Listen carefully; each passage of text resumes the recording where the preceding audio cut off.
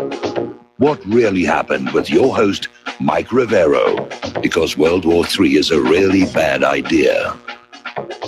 Here is your host, Michael Rivero. And aloha, America. Welcome to our show today. It's Tuesday, July 17th, 2018. Getting into the week here. A lot of stuff to talk about, and the phone lines are open, 800-313-9443, and Mike is in our control room, ready to answer the phone when you call on in. And apparently Trump is already backing off some of the things he said at the Putin summit. He's just under this incredible, insane attack where everybody wanted him to go on over there and just, poke Putin in the nose over the meddling. Get the war going. Get the Cold War going. That's what they wanted. Money, money, money for weapons. No money for schools, no money for hospitals, no money for roads, but lots of money for things that go bang here. So we're going to be talking about that in a little bit. Anyway, it is July 17th here. It's the anniversary of the day that TWA 800 was accidentally shot down by a military missile. It's the anniversary of the assassination of Dr. David Kelly. And of course, yesterday, I forgot to mention, was the anniversary of the assassination of John F. Kennedy Jr. So getting on back to the aftermath of Helsinki, Ron Paul is calling the Trump-Putin meeting a success. There was significant diplomacy. There certainly did seem to be. But of course, the neocons are very unhappy. Peace. Ooh, we can't have peace. We've got to have a war here. I mean, these guys are as desperate for a war as Richard III was. Pat Buchanan wrote an article, basically over at Buchanan.org, saying Trump calls off Cold War II. And that's a big part of it. That's a big part of why so many people are angry. Because the Cold War is a scam. And I lived through it once before, back in the 50s and 60s. It's a scam to wave Russians at you and scare you and then demand money and your children to protect you from the boogeyman.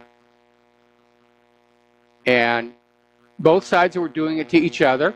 Russia has their equivalent of the military-industrial complex.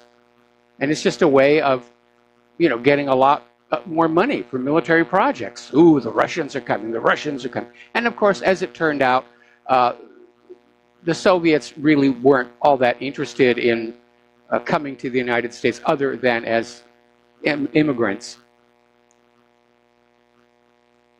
And we certainly didn't have a lot of Soviet subversion. Most of the subversion was actually coming from Israel. It was just a big scare story.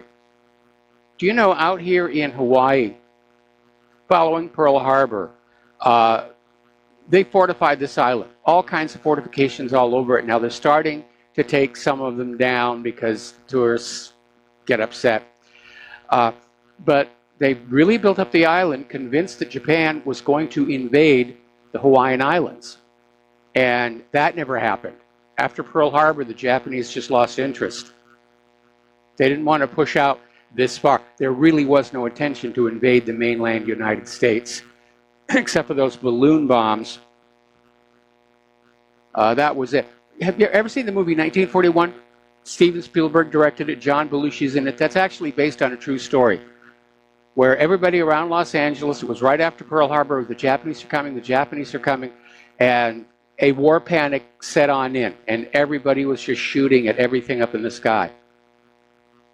So, now, the Trump-Putin summit ends with talk of cooperation and backing off the Cold War, and members of Congress of both parties are just furious. They're angry. I mean, there weren't even any major deals actually reached, but just a commitment to improved cooperation.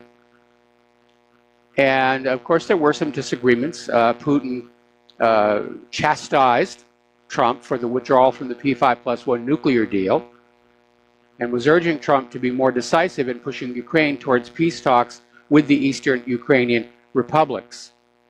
So anyway, the media is just losing its mind over this conference. They're out there, and there's a good example here. As soon as the press conference ended, CNN cut to the panel with Anderson Cooper, who said, "You've been watching perhaps one of the most disgraceful performances by an American president at a summit in front of a Russian leader, surely that I've ever seen." Now, David Gergen, who's gotten away with portraying himself on TV as an impartial political sage, then told CNN viewers, "I've never heard an American president talk that way, but I think it's especially true that when he's with someone like Putin, who's a thug, a world-class thug, that he sides with him again and again against his own country's interests or his own institutions that he runs, and he's in charge of the federal government, he's in charge of these intelligence agencies, and he basically dismisses them and retreats into this, we've heard it before, but on the international stage to talk about Hillary Clinton's computer server." Cooper said it's embarrassing. Gergen agreed it's embarrassing. So they're already out there pushing the agenda. And we need to remember, there is no evidence of the Russian collusion. Putin offered up evidence of Hillary Russia collusion in the form of an illegal $400 million donation to her campaign. And I note the corporate media isn't saying a thing about that today. We're going to do a shout out now to our on-air affiliates who are rejoining the network, and we're going to go to the phones to Steve in West Virginia. Aloha, Steve. Welcome to the show. What's on your mind? Yeah, hi, Mike. I want to talk about Trey Gowdy for a second. I think you're getting the feeling, and that many of us are, that Trey Gowdy is a sellout. Every time it gets close to where he can make the difference, he turns his back and goes to the side of the deep state. And I really think the guy is working for him. And there's a lot of people on the internet I'm seeing now that are starting to say the same thing. And, well, it does look like it, and it may explain why he's going to retire at the end of his term and go back to just being a prosecutor. But I was very upset when he pulled back on the question of impeachment of Rod Rosenstein, because impeachment would have allowed more examination of what Rod Rosenstein was doing than we would get if Trump simply fired him. And so Trey Gowdy pulled back on that, said there's no support for it.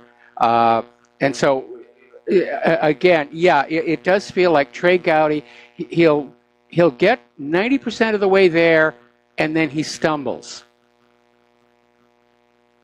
Yeah, I wouldn't even call it stumbling. It looks like it's purposeful.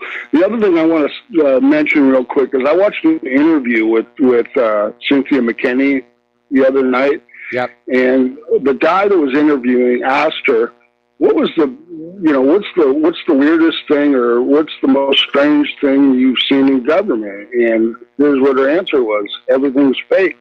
She said she watched interviews, hearings and stuff where the person was attacking the witness, and then after it was all over with and the cameras were turned off, they were backslapping each other. So it's just an act, before the people. And, yep. And she said that it's all fake. And this thing with Gowdy could be all fake. He's putting on a performance for the people, trying to act like a tough guy, but he's not really doing anything. There's no meat. I mean, nothing ever happens. So I just wanted to point that out. I appreciate the hell out of you. Thanks a lot. Well, thanks an awful lot. And we're he's still on the race.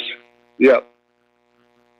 All right, well, thank you for the phone call. We're going to switch over to Dustin in New Jersey. Aloha, Dustin. Welcome to the show. What's on your mind? I think Trump needs to get Michael Savage to be his White House spokesman. That would be the best thing he could do, just because it would spin everybody's heads around, and like Linda Blair from The Exorcist, because he needs to do something, and he shouldn't back down, Mike, because he's got these people all freaking out, and they're kind of looking stupid. I mean, I watched it today, Mike. Trey Gowdy, you look at today, holy crap, it's the whole system. You can see it for yourself, how corrupt it is, how, what the Russians have something on Trump. What does the NSA or Israel have on these people? You know what I mean? Like, they're just all sellouts. Yes. Everybody's coming out of the woodwork. I'm waiting for Strom Thurmond to come back from the grave. Well, again, I'm waiting for the whole system to come crashing down like the Soviet Union did, because this government is irreparable, irredeemable, and certainly unrepentant. and it has to collapse. It has to collapse at some point. And we've got to basically give those establishment politicians a good coating of tar and feathers and kick them out of our capital city and start with a new government made up of the same kind of people who started this country. People who actually own businesses and know how to do things, know how to make things, for whom being in government is a part-time honorarium only and not a full-time career path. But when you look at people like Maxine Waters and Nancy Pelosi, who managed to hang on to their offices year after year after election, you realize something has gone horribly wrong with this system. Yeah, Adam Schiff and Chuck Schumer brought back up Trump's taxes. I couldn't believe it. I'm like, this is the bottom of the barrel these people scrape. You know? I mean, that was like during the election. You know what I mean? Geez, I'm like, what are these people doing? They're actually embarrassing themselves because they look like they're... and you know what's funny, Mike? 18 intelligence agencies. He's going up against his own intelligence agency. Well, they did, where were they on 9/11 and the Iraq War, Because Saddam didn't have no weapons of mass destruction. So Trump should have used that. Well, yeah. He could use the Iraq War as saying, well, intelligence agencies get it wrong once in a while. Like the Iraq War, he could have said. Well, he made a very valid point. He made a very valid point. Before we start saying that Russia meddled in our election, we've got to look at the DNC and Hillary's email servers, which have never been allowed to be forensically examined. It's just all a claim coming out of, the mouths, the professional mouths.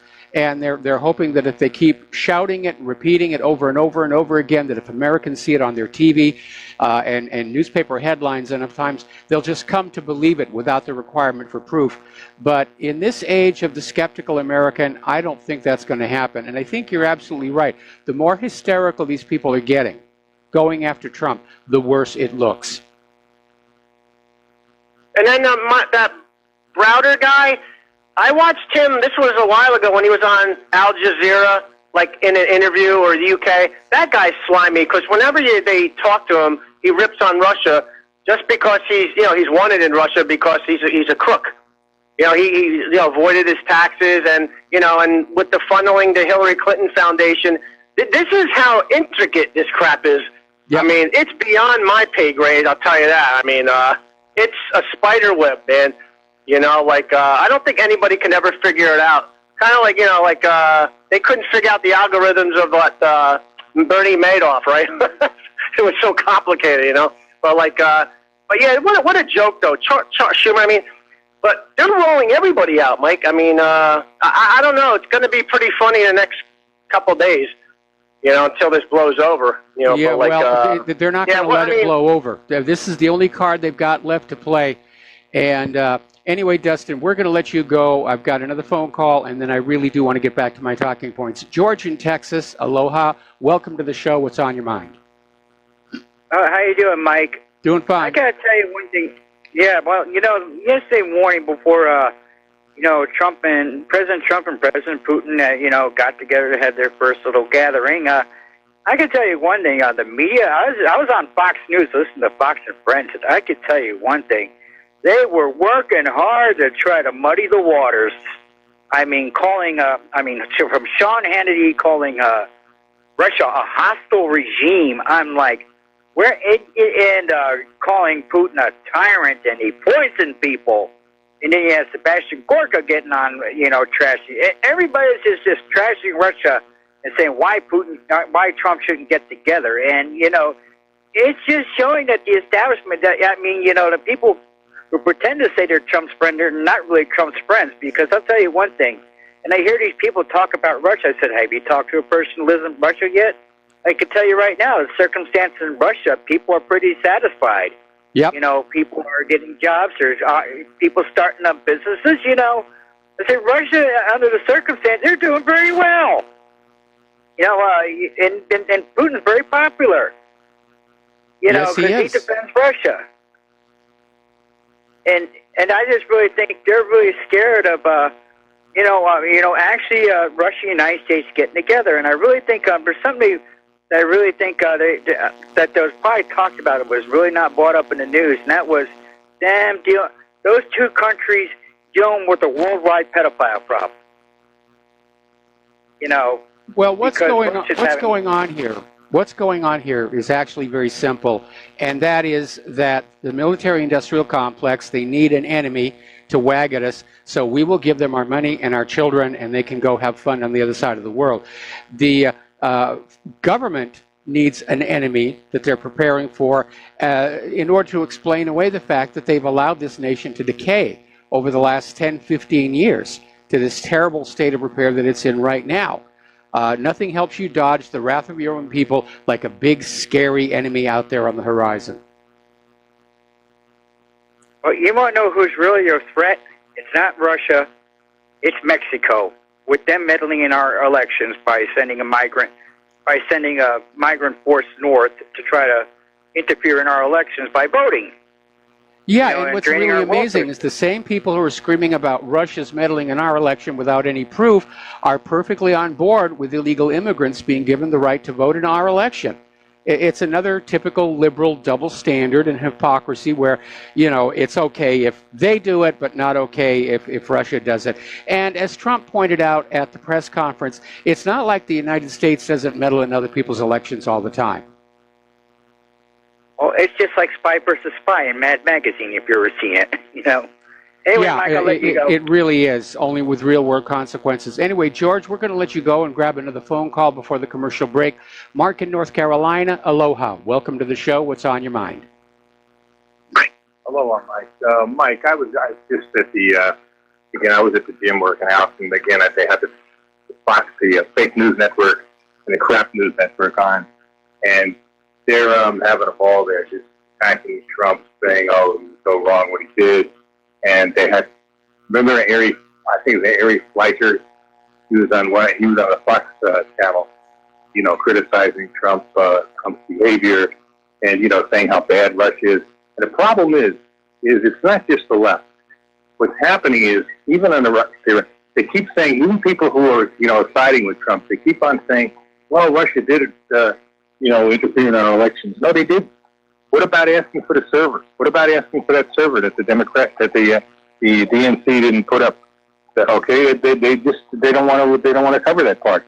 No, it would show there was no they're just going to keep repeating it until the American people accept it as true, even in the absence of any proof. But there is no proof. It's another big fat lie by the U.S. government. And another thing too, they keep on saying about his activities against the Ukraine, about the Crimea, his seizing the Crimea, as if he just did it by force, when it overwhelmingly part of Russia. And then, and he didn't even take the East. He should have probably taken the East. The East wanted to become part of Russia also. So, I mean, they keep on lying, and it's just like Assad. They keep on saying, well, he goes over and interferes in Syria. Assad invited him over there, and Assad is not a criminal. He's anything but. He's a patriot defending his country against the worst type of terrorists who were actually supported by our own CIA, British MI6, and probably the Israeli Mossad. So, I mean, who are they kidding? They keep on, they think we're all stupid, that we all get our news from these crummy news networks like Fox and CNN and MSNBC and whatever else. We don't.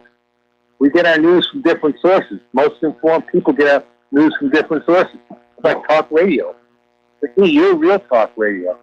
John Hannity's not real. None of these guys are real because they give you talking points. You know, you say talking points, but it's not really talking points that you're giving. You're giving stuff that nobody else hears or anything else on I write my own talking points. I mean, basically for about 4 hours before I do the show, I'll go through the stories we put up on the website, and I basically organize them into a document that I call my talking points here. Anyway, Mark, we got to take a break for commercials, and we'll be back after these few words. Aloha, America. Welcome back to the show. And now, of course, Donald Trump is saying that he actually misspoke at the press conference with Vladimir Putin. He used the word would where he should have used wouldn't, or he got the two confused and made it sound like he wasn't taking this idea of Russian meddling in our election seriously. And now, under all this fire he's getting from all sides, he's backed up and said, I misspoke. Yes, of course, I have trust and faith in our intelligence agencies, which to me says that, yes, indeed, he is very easy to manipulate. He's not his own man. That's a bad quality in a president. Meanwhile, of course, not one corporate media outlet has picked up the revelation from Putin that Mr. Browder had made $1.5 billion, the equivalent, inside the Russian republics, gotten it outside the Russian republics without paying any taxes, and then sent $400 million to Hillary Clinton. Not one media outlet has covered that. They're all on Trump. They're all on Trump. It's the entire country, at least the entire media and the politosphere. They're all ganging up on Trump. Talk about it being lonely at the top. All right, let's grab a phone call here from Steve Elkins. Aloha, welcome to the show. What's on your mind? Well, just to add to what Dustin talked about, as far as meddling goes, the United States, yes, we are the biggest meddler in world politics, and you could just best describe that by our nation-building policy. 800-plus military bases across the globe. That is a destabilization. That is meddling. And that nation-building is it's a meddling program. That's all it is, a meddling agenda to change the outcome of a government, overthrow it, and, basically put in the puppet government. But that's a good example right there of U.S. meddling, their nation-building program. Yep. That's all I got to add to it, but that's huge. It's huge. Well, it's a typical U.S. government double standard. We're exceptional. We're allowed to mess around with other countries, but don't you dare do it to us. And again, they're just piling the pressure onto Trump, and they're really piling it on hard. I think somebody thinks they can get Trump to resign over this right now. And we're seeing all these Democrats and other politicians who are out there dropping hints about a coup. Democratic Tennessee Representative Steve Cohen yesterday called for the military folks to save America from President Donald Trump. And he wrote on Twitter, "Where are our military folks? The commander-in-chief is in the hands of our enemy." And a lot of people said, it sounds like you're suggesting a military coup. And he came under a lot of criticism for that. And he backed off and said, no, I didn't really mean a coup, but... Meanwhile, over at MSNBC, Scott Dworkin went one step further, said that Trump should be removed from office and Hillary Clinton to be installed as president. Boy, there's a giveaway of the real agenda, isn't it? So Dworkin came on out and said Trump and Pence should be removed from office, and we should either have a new election or Hillary Clinton should take over. So that's where they're going with all of this. James Comey is calling for a coup, saying patriots need to reject the behavior of the president. We're getting it also from Brennan, who's calling Trump nothing short of treasonous after fawning press conference with Putin. Says it goes beyond high crimes and misdemeanors. They're trying to turn this into an impeachable offense. Now, for you history buffs, do you remember the last president who tried to cool down relations with Russia and was then declared a traitor to the United States? His name was John F. Kennedy, and on the front page of whatreallyhappened.com, we have a link to an article that has a copy of these wanted for treason flyers distributed in Dallas, Texas, before JFK's assassination. So we're getting into some dangerous, dangerous ground here. Is that what they're getting ready to try and do here? Some crazed lone nut assassin is already being groomed and set up. CNN's Philip Mudd is calling for a shadow government to rise up and oppose Trump. This is coming from CNN. And of course, out in Hollywood land, The liberals are out there screaming. Michael Moore is out there saying he wants to see Trump in chains. How dare he make nice with Russia? Well, if you think war with Russia is the right idea, here's your rifle, here's your parachute, here's your Dayglow orange jumpsuit. You watch your head climbing into that transport plane, and we'll call Vladimir Putin and tell him you are on your way to kick his butt all by yourself. But we, the American people, are sick and tired of being lied into wars endlessly, over and over and over again. Gulf of Tonkin, Spanish mine in Havana Harbor, Lusitania carrying weapons. We're sick of being lied into wars. We're sick of what it costs us in terms of money and blood. No more. You want the war, you personally go fight it. We're going to set this one out. We'll be right back after these words from our sponsors. And aloha, America. Welcome back to our show here, and getting back to more of our domestic politics here. Lisa Page, after the one no-show, is now been testifying in closed-door House hearings, and the word is coming on out. She is seeking an immunity deal, and she has, in essence, dropped dime on top FBI officials, and basically showing that FBI bosses covered up evidence that it was China who was getting Hillary's top secret emails. Remember the other day we talked about this revelation where there was somebody on the mailing list for Hillary's emails that wasn't supposed to be there. They weren't cleared, and nobody would say who it was. But copies of everything that Hillary worked on went to that address, and it turns out it was China. And so it's basically another FBI bureau-wide cover-up.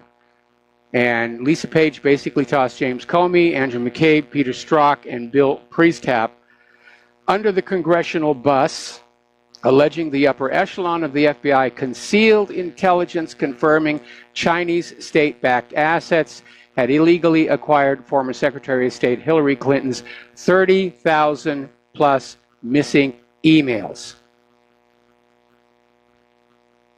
So it wasn't Russia. It was China and a leak by Seth Rich. The corporate media is still out there. Russia, be afraid of Russia. Got to be afraid of Russia. Doesn't do us any good for you to be afraid of China. So Chris Farrell is reporting that Lisa Page is looking for an immunity deal. So this could be the beginning, assuming she does not wind up in Fort Marcy Park, where this is going to start to unravel here. Now, Judicial Watch has finally, after long delay, started to receive more Strzok Page records from the Department of Justice. It received 87, and basically Judicial Watch describes it as profanity-laced disdain for FBI hierarchy and policies. Now, Judicial Watch filed a motion for preservation order, which the DOJ said went through last May, but the Department of Justice can't confirm it actually happened. So there may be some missing materials here. Now, Ray McGovern came out with an article talking about Peter Strzok, saying hoisted on his own petard. And he makes a very important point, which we've discussed in the past. All of these people did what they did in the full expectation that Hillary Clinton was going to be the next president, and they wouldn't have to worry about investigations or indictments. They were absolutely convinced Hillary was going to win. She was going to be it. They were working to see to it she was going to be there. And, of course, it didn't work out. And that's why they're scared right now. If the full scale of what's been going on becomes known to the American people, this government will fall. It's already fragile. It's already seen by a lot of people as illegitimate. This is a scandal. This government would not be able to survive. Now, a federal court judge has ordered the Department of Justice to immediately search for and produce Nellie Orr documents, Fusion GPS, Judicial Watch. The order from the judge happened a month ago. No documents yet. Delay, delay, stall, stall, delay, stonewall, stonewall. You know that there's something big in there just from the way they're behaving. They got a big, deep, nasty, nasty secret. They're scared of you finding out. Anyway, there's a political advocacy group was founded earlier this year, and its declared mission is to stop the confirmation of Donald Trump's pick for Supreme Court Justice Brett Kavanaugh to replace outgoing Justice Anthony Kennedy. Now, Demand Justice, which is linked with George Soros, has already committed to spending $5 million to fight the confirmation of Kavanaugh and aims to raise another $10 million this year. This is coming out of the New York Times, featuring an interview with Brian Fallon, the group's executive director. Now, there may be a very good reason why they're going after Kavanaugh. Because if you think about it, if they don't confirm Kavanaugh, Trump will just nominate another conservative. But there's another wrinkle. Kavanaugh was in charge of the Vince Foster investigation. And as part of the confirmation process, his documents get gone through. This could reopen the Vince Foster case, and that may be why they're putting so much money into stopping him before it gets that far. We could be in a real-life Pelican Brief situation here, where somebody's out there killing Supreme Court justices. Now, speaking of Brett Kavanaugh, at least 21 U.S. newspapers ran identical letters to the editor opposing Brett Kavanaugh this week. Each letter was published with the name of a different signer, but otherwise were perfectly identical. Now, this is a public relations technique known as astroturfing, where somebody is manufacturing a letter-writing campaign and just sending out the letters, making it look like ordinary people are up in arms about Brett Kavanaugh, but they're not the real grassroots, hence the name astroturfing. And apparently one of the editors contacted the woman whose name was on the letter, and she said she never sent it. Somebody just used her name. So, clinging to collusion. As you know, there was a new round of indictments against Russian GRU officials that was timed to derail the Trump-Putin summit. And once again, there doesn't seem to be any evidence. There's certainly no evidence contained within the indictments. Indictments aren't required to have evidence, but on the other hand, indictments cannot be used as evidence. It's supposed to be a neutral document. But once again, we have this situation where they're filing charges against Russians and assuming they're not going to come on over to deal with it. And so it'll never go to trial, and they never have to have the proof. They just have another piece of ammunition to go to the corporate media with and say, Russia, Russia, Russia, Russia.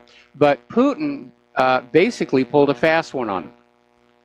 Because during the press conference, during the summit, he said that if the FBI wants to come talk to these GRU agents, they're welcome to.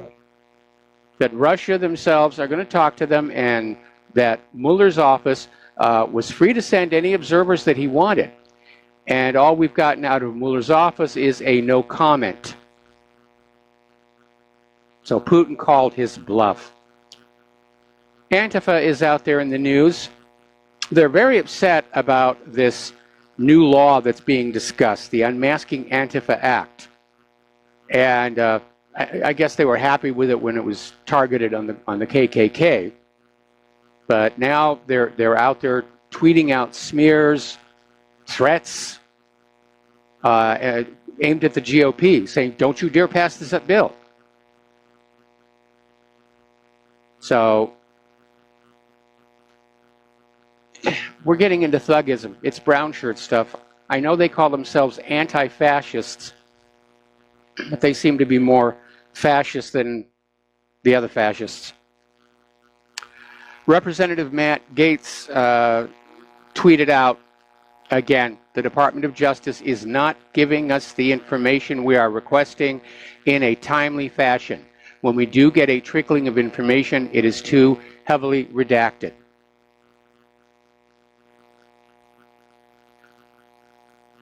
Trump needs to start putting on those presidential brass knuckles. He's got to start getting these officials out. They're literally all ganging up on him. He's got hardly any friends around him. In fact, we were making the parallel to John F. Kennedy. John F. Kennedy was surrounded by enemies when he was in office. They all hated his independence. He came on in, he was supposed to do what he was told, and he didn't.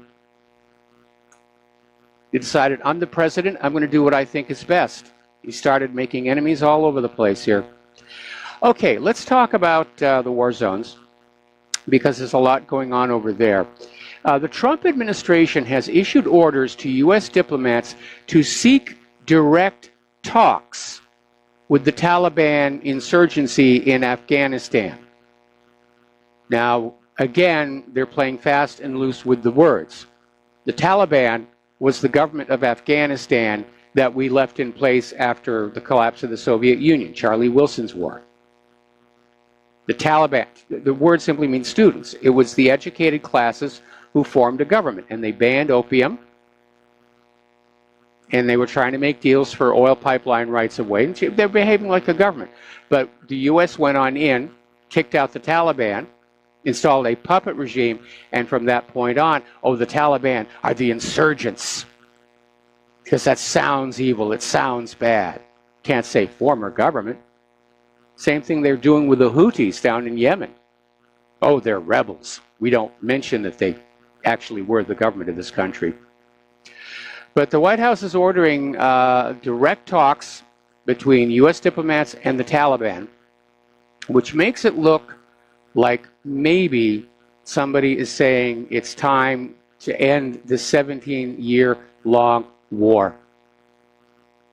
Because right now it is the second longest war in U.S. history after the Korean War, which is still technically underway.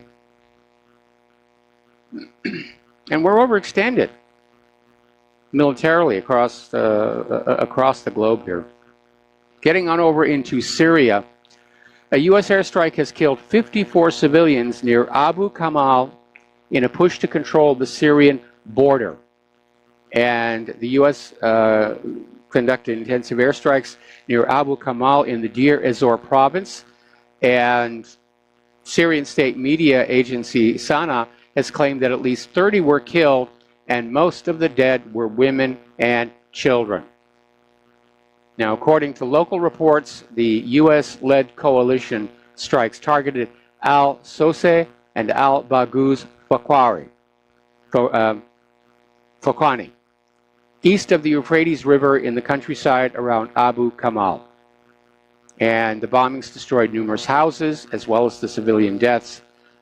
And apparently whole families were crushed to death while they were sleeping by the collapsing debris. Now, on the other side of Syria, the U.S. is planning an evacuation of the white helmets. And maybe it's time for them to depart the stage. We know that they are not the good guys that we've been told. We know that they faked many of these atrocities that were blamed on Assad. But the U.S. government officials are saying white helmet members are in imminent danger and face the threat of assassination as pro-government forces advance deeper into southwest Syria. So I don't know what they're going to do. Bring all those guys here to the United States and buy them 7-Eleven franchises? Once again, the U.S. rationale for being in Syria in the first place has changed. Originally, it was Assad was a cruel tyrant. His people yearn for democracy. Then they backed off of that one and said Assad is gassing his own people. That one didn't work. So then the excuse was, well, we're not in Syria to make war on the Syrian people. We're in Syria to make war on ISIS and Al-Qaeda. Well, ISIS and Al-Qaeda are gone. And so John Bolton has come up with yet another lie to sell you the need for the United States to remain in Syria. Bolton is saying U.S. troops will remain in Syria until the Iranian menace is wiped off the map.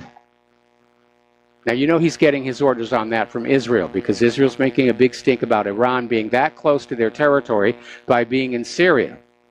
But again, Syria was invited, Iran was invited to be in Syria by the Syrian government. So was Russia. The United States has no legal right to be there. Their presence in Syria is illegal under international law. There's no UN Security Council resolution that authorizes the U.S. to be in Syria. There's been no formal declaration of war by the Congress that gives the United States to be the legal right to be in Syria. It's just the U.S. going on out and hopping into other people's countries and making a mess. And when they change the story this many times, it does remind you that we are lied into these wars. They're absolute fabrications here. Syrian government has targeted rebels near Israel-occupied Golan, and this is probably going to make Israel very, very nervous. There was a massive attack involving hundreds of missiles on a rebel-held area near the Israeli-occupied Golan Heights on Sunday. And this is part of Syria's offensive to clear southern Syria of the last of the jihadis. And this push came after they'd secured control of most of Daraa province in an offensive that began in June. So it's wrapping up. It's almost over. If the U.S. is pulling out the white helmets, then that's pretty much it. Over in the Gaza Strip, things are very stressed out. There's little chance of de-escalation.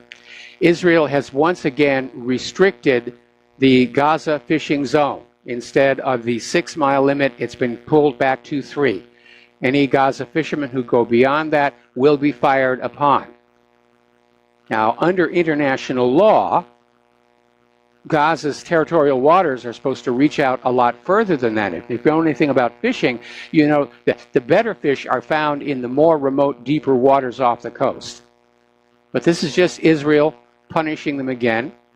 And they have closed the Karam Abu Salem crossing, and they're only allowing certain limited types of food supply and medicine to be allowed through, saying security concerns.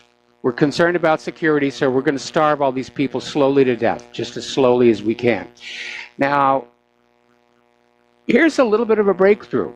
Judges in The Hague have ordered the International Criminal Court to start reaching out to victims of war crimes in Palestine.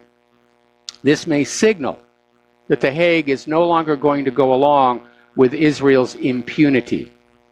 We're going to take a break for commercials, and we'll be right back. Aloha, America. Welcome back to our show here. So we're still talking about what's going on in Israel and Palestine. And over in the West Bank, at the Khan al-Amar school, classes have started early, and the children are basically starting school now to try and get as much learning done as they can before Israel demolishes the school.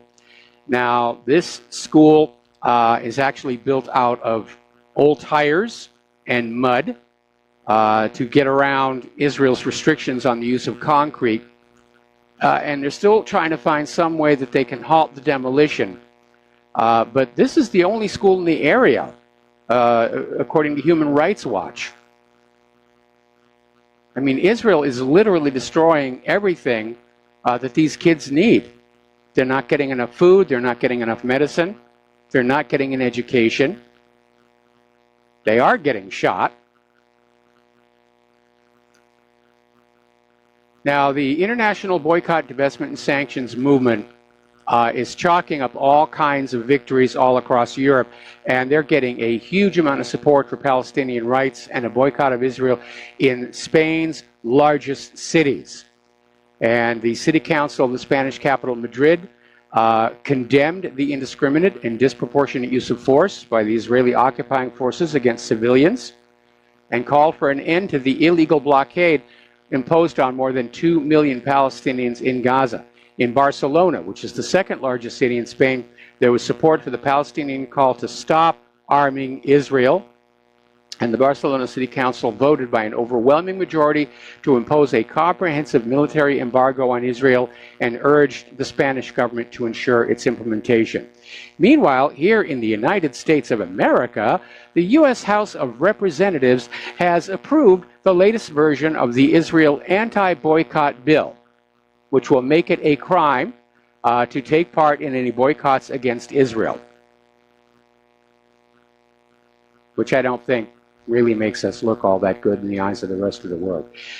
The Israeli Knesset has passed what they're called the Breaking the Silence bill. Now, Breaking the Silence is an organization of veterans of Israeli forces, and they've put together this peace organization. They're peace activists. It's called Breaking the Silence, and they have been going to the schools and talking to the kids and saying, you know, behind all the glory and the war propaganda, this is what's really going on.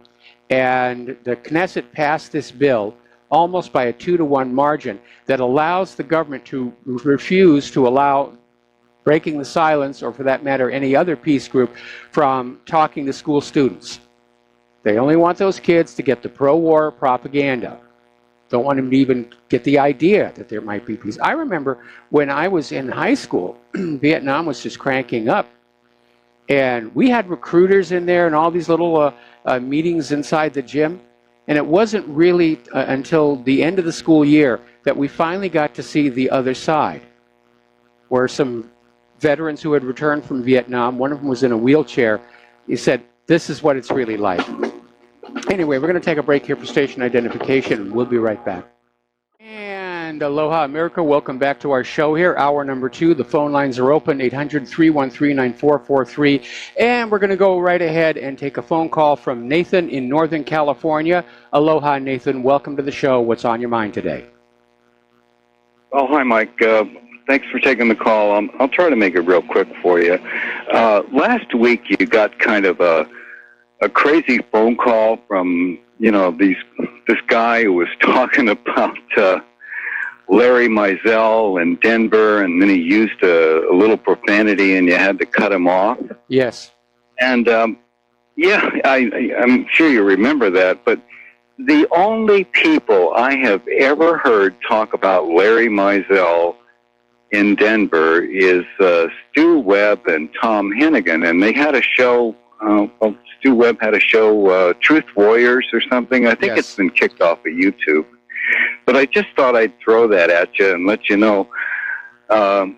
Sounded like Stu Webb or Tom Hennigan, and why they would do that, I have no idea. Maybe it's your own personal business, and I'll leave it at that. But I thought that was pretty, you know, just not a good thing. I don't have a working relationship with either of those gentlemen. I mean, I know who they are, but our paths may have crossed briefly sometime in the past, but we're not in a working relationship.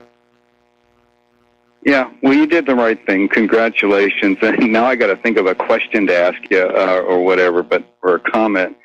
The only thing I can think of is what's going on with this Trump situation and why they're so upset about him talking to Putin. I'll bet, it's just my personal guess, I'll bet Putin gave him an earful of information about the skullduggery that's going on with our deep state and a number of other things, and they are mad. They are absolutely furious that they don't want him to know any more than what he knows. They want to keep him in the dark. And I don't know if that's correct or not, but I don't, it's obvious they don't want him talking to Putin. They don't want him talking to anybody. Really they didn't want him to talk to Kim Jong-un. And you're absolutely right. We know that one of the ways that Trump is being manipulated is he's being fed false information by his own advisors to steer him in a certain direction. Yeah. Well, I really think that Putin gave him some stuff that probably, you know, put him close to having to put a bungee cord around his jaw. It must have been incredible, and they don't want him to, you know, have any kind of a relationship at all with him. I would just love to say the last thing to see Trump go over to Moscow around the holidays. Jesse Ventura went over there one time with RT around Christmas time. Yep. And supposedly, he said Moscow is absolutely gorgeous around the holidays. It's all lit up. It's Merry Christmas. And it's just an incredible sight to see. And he was very, very impressed. And I hope Trump will weather the storm here. And maybe, just maybe, Putin will invite him to go to Russia. And I hope he'll just go there for a couple of days and see what there is to see. And there's a lot more I can talk about, Michael, but I know you got a lot of talking points. So thanks for taking the call. All right, you got it. Thanks an awful lot here. And, of course, during Christmas, all cities look beautiful. They've got that coat of white snow, makes them look clean and shiny. And there's a lot of decoration, not just in Russia. Europe, by and large, takes the holiday seasons very, very seriously. I learned that when I was working in Munich. Here in the U.S., Christmas is just another marketing ploy. And so we'll see people put up the lights, but it doesn't have the same spirit. And I noticed this last Christmas, not as many people put up the lights on the outside of the house. Anyway, getting on back to Israel and Palestine. You remember there was not too long ago this 20-year-old medical worker, a paramedic, Razan al-Najjar, and she was shot dead. Israel said it was merely an accident. She was clearly marked as a medical evacuation worker. And so B'Tselem has done an investigation and said that Israeli soldiers deliberately fired at the Palestinian paramedics wearing medical crew uniforms who were 25 meters from the fence, killing Razan and wounding 2 others. And as they walked up to the fence, they had their hands in the air. And the Israelis still shot them. Over in India, as you know, India is considering buying the S-400 air defense missile system from Russia. And the United States is getting all huffy and saying, you can't do that. It's against this law that we have here. Well, apparently they're talking about some kind of a federal bill that was implemented in 2017. But India's response from their defense minister, Nirmala Sitharaman, said that U.S. law doesn't apply in India, which I'm sure came as a shock to our diplomat. All right, we're going to do a shout out now to our on-air affiliates who are just now returning to the network. As you know, over in North Korea, U.S. and North Korean diplomats are negotiating for the return of war dead remains, and they think it's going to begin within the next 2 weeks. And of course, there's going to be a process of locating, identifying, and shipping them all back home. And I'm sure there'll be a photo op of the remains returning. It is a positive step, along with all the symbolism that we have seen lately with North and South Korea taking part in certain events together. I think that Kim Jong-un's ultimate plan, and the reason he's talking about giving up his nuclear weapons, is that he's going to reunify with South Korea. And a unified Korea would be safe from U.S. invasion. I think that's his plan. Things are getting kind of tight over in Nicaragua. Apparently, government forces have launched intense raids backed by heavy equipment on Sunday in rebellious towns in the Masaya department south of the capital, leaving several people injured. And apparently, troops used mechanical shovels in the early hours of the day to clear barricades in at least 3 towns in this latest unrest convulsing the Central American country. Boy, Nicaragua, what a terrible time they've had. Certainly with all the U.S. meddling, and I have to wonder if this is more of the same. But remember back in the mid-'80s, all that gun and drug running that was coming out of Arkansas was going to Nicaragua to arm the Contras against the Sandinistas.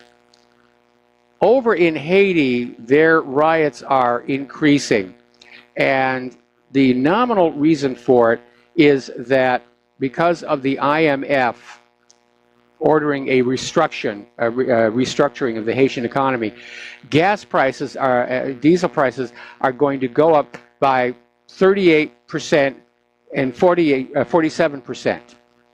And of course, this not only makes it more expensive to fill your car or truck, this will lead to cost increases for pretty much everything else. But this outbreak of instability apparently caught the Haitian government off guard. And so they've announced that the gas price increase is going to be temporarily suspended. But the disorder went on. And so somebody is wondering if maybe this is a plan to bring down the government of Haiti and replace it with somebody pliant here. Now, as you know, we had a caller call into the show yesterday with the announcement that down in South Africa, out on the Cape Town, they've formed a new country, the sovereign state of Good Hope. And they took down the South African flag and hoisted their own flag in Cape Town yesterday. Now, Parliament in Cape Town has been served with an eviction notice to vacate the property by this coming Friday. Now, the sovereign state of Good Hope is saying that the result of a legitimate and lawful process of secession by the traditional hereditary tribal leader of the Khoisan Nation, Gaob, which loosely translates to king in English, Koabeha Calvin Cornelius III. Well, I'm wondering about that. First of all, it's going to be interesting to see all those people who screamed about Crimea's secession, how they're going to respond to this. And more importantly, I'm not getting a sense that this really fits in with South Africa's political ambitions. I think there's going to be a fight over this. It just feels like it's not going to go down gently. Now, do you remember all these stories that came out of Cuba and China about how there was some kind of sonic vibration that was harming our diplomats, and Cuba and China were accused of technological warfare that was causing brain injuries to our diplomats. And apparently some 250 U.S. diplomats in China are undergoing neurological medical tests to ascertain if they've succumbed to the same kind of brain trauma diagnosed in their other colleagues in Cuba. A study of 21 diplomats evacuated from Cuba found last year they had incurred brain injuries, but it was diagnosed not from physical impact to their heads. Now, it's interesting that only the U.S. diplomats were reporting this, and no other country has reported similar incidents among the diplomatic staff. And so what this article that is inside Zero Hedge is suggesting, that maybe it was our own spy devices, because the U.S. has been working on what they call enhancement programs. I mean, going all the way back to MK Ultra, ways of stimulating your brain to make you more intelligent, to make you learn faster. And they may have been running some experiments in these embassies, as CIA has a want to do, running experiments on unsuspecting people. And that may be what's behind all of this here. Now, Iran is saying that the Middle Eastern oil producers have led Donald Trump into a trap, and as a result, prices will rise. Maybe we'll have riots here like they're having down in Haiti. Iran's representative to OPEC has warned that Trump's hopes that other countries will fill the gap in oil supply after the U.S. imposes sanctions on Iranian oil will not come to pass and are based on a miscalculation. So there's going to be a shortfall, a global shortfall, and that will drive prices up. And it will all be because Donald Trump did Israel's bidding and pulled out of the Iran nuclear deal.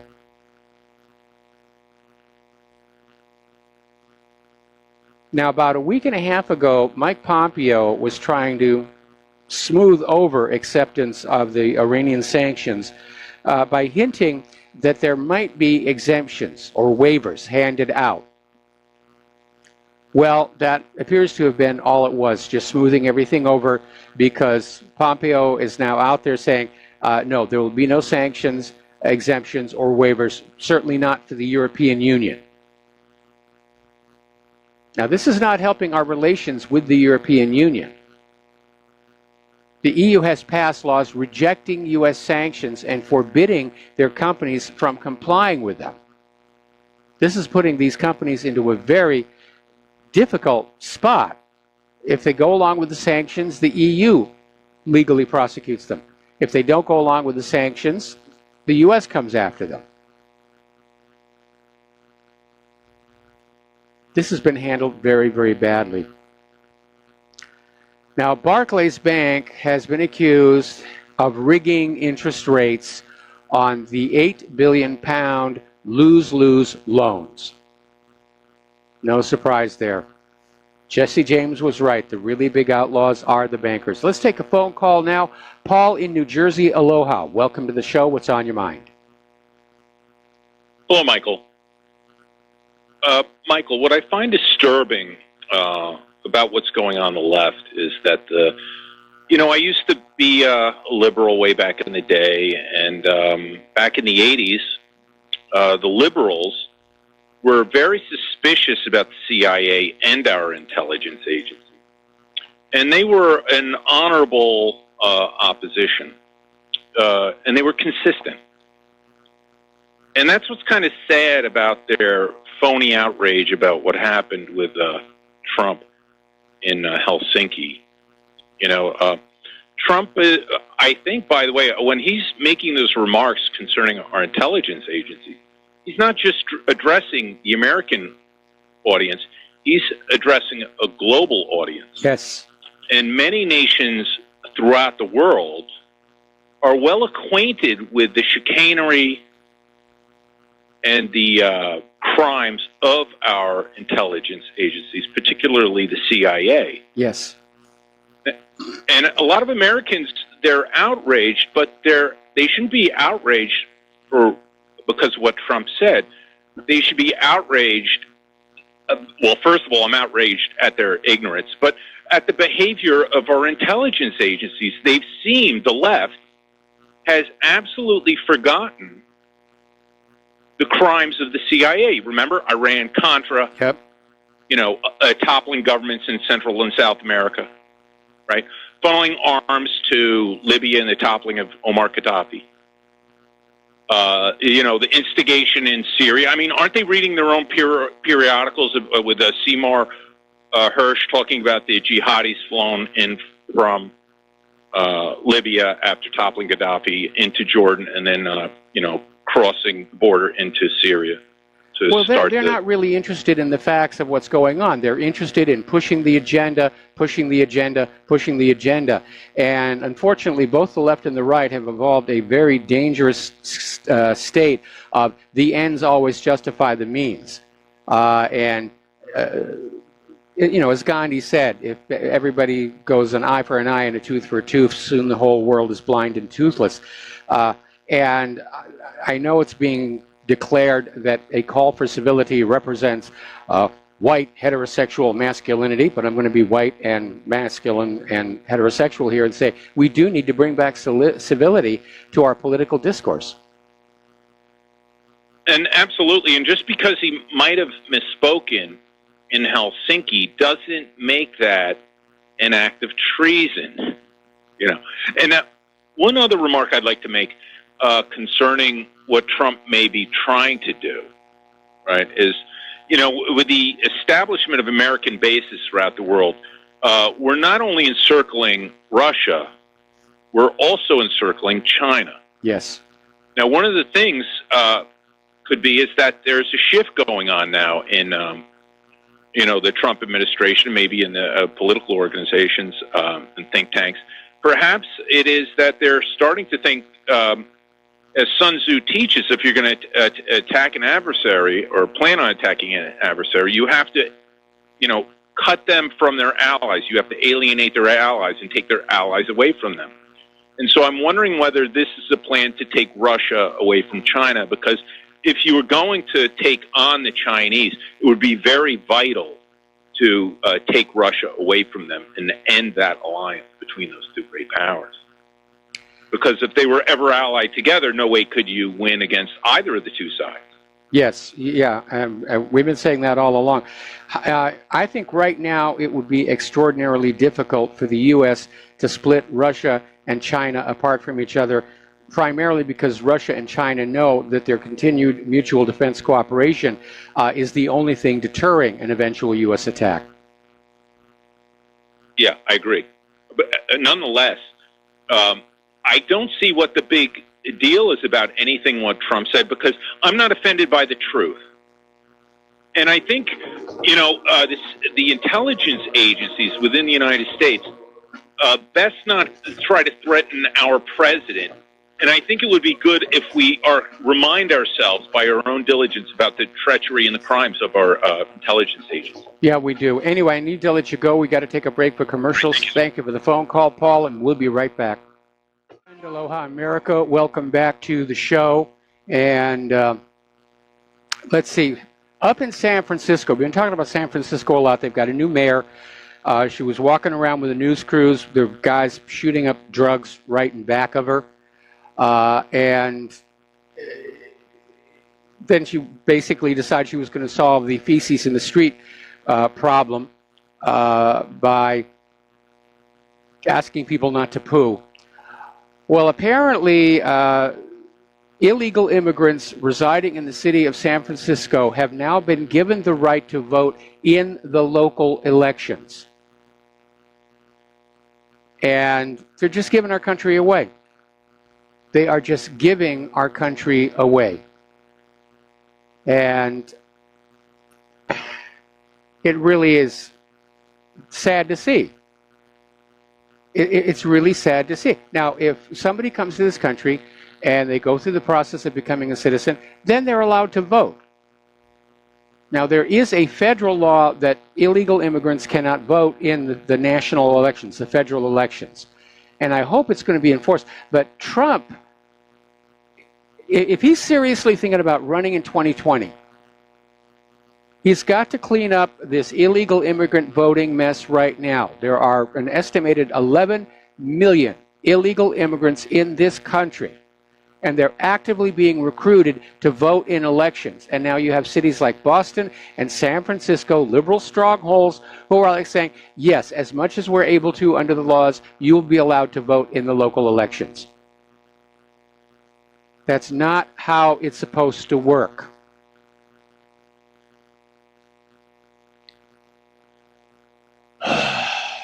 Now, apparently over the weekend there were some protests in Chicago that were triggered when police shot a black man dead. And of course everybody immediately went on out there and said, Black Lives Matter, riot, riot, riot, we're going to protest, we're going to do this, give me a brick, give me a rock or something.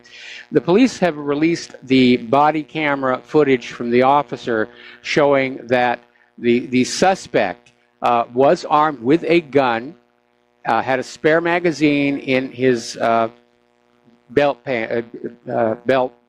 and apparently was actually reaching for the gun at the moment he was shot. So everybody rioted for no good purpose, but then I guess they don't really need a good reason. They just want to get on out there and get into a frenzy. By the way, do you remember that FBI agent was based in Washington, D.C., but he was visiting Denver for training last month, and he went to this Mile High Spirits Club in the city's Lodo downtown area, and he was dancing and dancing and lost his gun. And then when he bent to pick up the gun, it accidentally discharged and shot a man. And he's still waiting for his trial. But the judge has said he can have his gun back, because after all, he's an FBI agent. Okay, getting into the world of political correctness here. Apparently over at Bath University, academics are being told to stop using the phrase, "as you know," to snowflake students, because it might make them feel inadequate if they don't in fact know. Well, if they don't in fact know, then the academics at Bath University have failed those students. Because that's what you're supposed to be doing at a university, is getting an education, learning as much as you can. Now, over the last few years, a few schools around the country have shown the high cost of catering to the snowflakes, the mobs of social justice warriors, the partisan activist groups. Schools like Evergreen State College, the University of Missouri, and Oberlin College are all notorious for their tendency to pander to the social justice activists, and now they're paying the price. Although college enrollment is slightly declining across the country, these three institutions have seen massive declines over just the last couple of years. Young people don't want to borrow all that money in student loans to go to a college campus and listen to snowflakes scream about, well, whatever the snowflakes are screaming about. Now, as you know, France won the World Cup, first time they ever have. And France just went wild. 292 arrests, 45 injured police officers, and 2 dead. Must have been some party. Must have been some party here. Alrighty, we're coming up here on another commercial break. When we come on back, we've got some science and news, and hopefully we're going to have some phone calls as well. So remember, the number is 800-313-9443, and we will be back after these words from our sponsors. And aloha, America. Welcome back to our show here, and we're about halfway through the program here today. Okay, here's kind of an... You have to wonder what these people are thinking here. This is from Zero Hedge, and I wish it was from The Onion, but it isn't.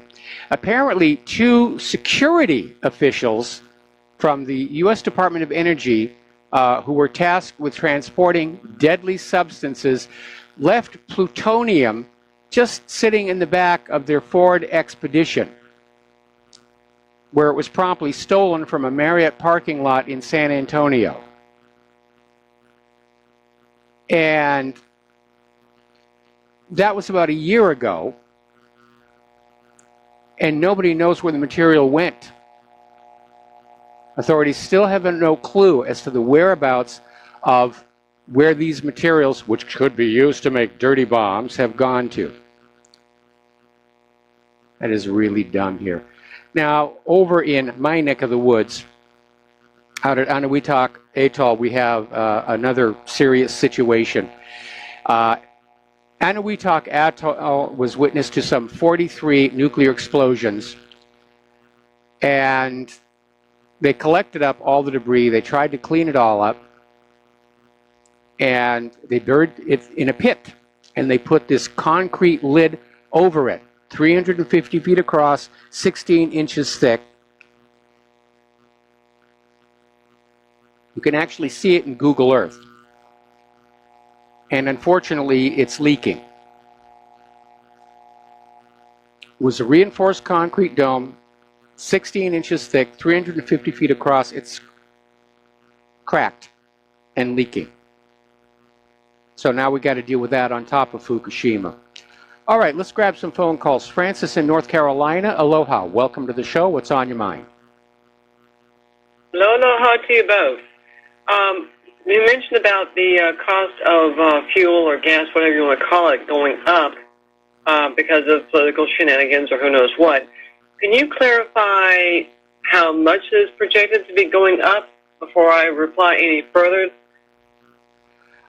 It's really hard to say because what Trump is trying to do is to get other nations to increase their output so that there's still an adequate amount of petroleum flowing across the globe. Some are willing to do it, some are still deciding, making up their minds. Each of these oil-producing nations has to do what they think is in their best interests, unless they're already under U.S. puppet control. So it's hard to predict, but there's absolutely no question that if Donald Trump can convince the entire world not to do business with Iran in terms of oil, there will be a tremendous shortfall, because Iranian oil, I mean, that part of the world, the reason it's so strategically important is much of the world's oil, something like a third of it, of our petroleum products, is coming out from that part of the world. Now, China has already said they're going to stop buying U.S. crude, and they are turning to Iran, and I imagine Russia might as well. Okay. The reason why I was asking, because if I recall correctly, during one particular character in the White House at one point before they went and invaded Iraq and so forth, said that, well, we'll have all the petroleum, the fuel that we could ever need, or oil, or whatever the case might be, and so forth, ad nauseum. And during the first or second term of Shrub Jr.'s reign, as it were, I seem to recall that at least here in the southeast U.S., part of the U.S., the cost of fuel or gas, whatever you want to call it, went up to like $5+ a gallon. Yep. And it seemed like it just kept rising and rising and rising until it finally so-called leveled off. Now, the bad humor about it is that my other half made a comment that says, well, you know what, you haven't won the lottery when you can't fill your fuel tank with more than $50. If you hit the lottery, you get the fuel tank full for under $50. And I thought, my gosh, okay, the humor that this dude had was unbelievable. But you know what? He had a very valid point. Some people are not able to do that. And at that time, some people still can't do it, even though it's down to, like, depending on where you are in the southeast U.S., can't do it from below $3 a gallon, for that matter, or $2.50 or whatever. So, and this is for, like, unleaded regular gas, not premium or whatever you want to call it, for that matter, a higher grade fuel. So that makes me wonder, when he's planning on doing that, the question is are we going to be looking at another spike in the cost of fuel per gallon because of the shenanigans or whatever that's going on, or could be going on? Yes. Yeah. That's what everyone's saying. The price of gas and diesel is going to go up. Nobody knows exactly how high, but it is going to go up. And so that's just something we're going to have to deal with. Fortunately, I have... I'm sorry, what again? So basically you're talking about a barrel of oil going up to $150 to plus $175 for a barrel, compared to being a little over $100. It could. And that's getting outrageous, and the question is, who's pulling the strings on who, and whose pockets are being lined?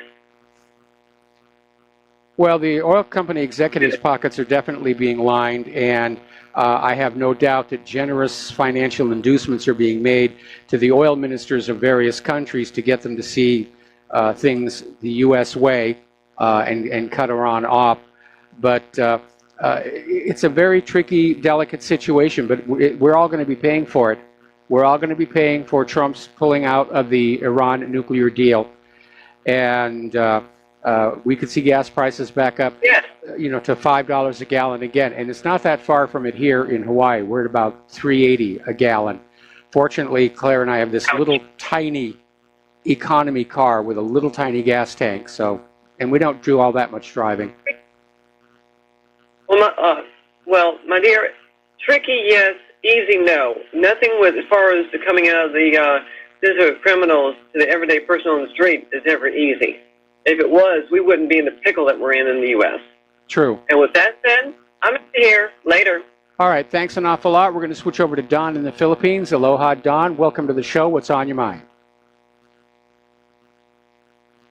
Hello, Mark. Hello. You hear me? I hear you now. Oh, yeah. Oh, you hear me? Okay.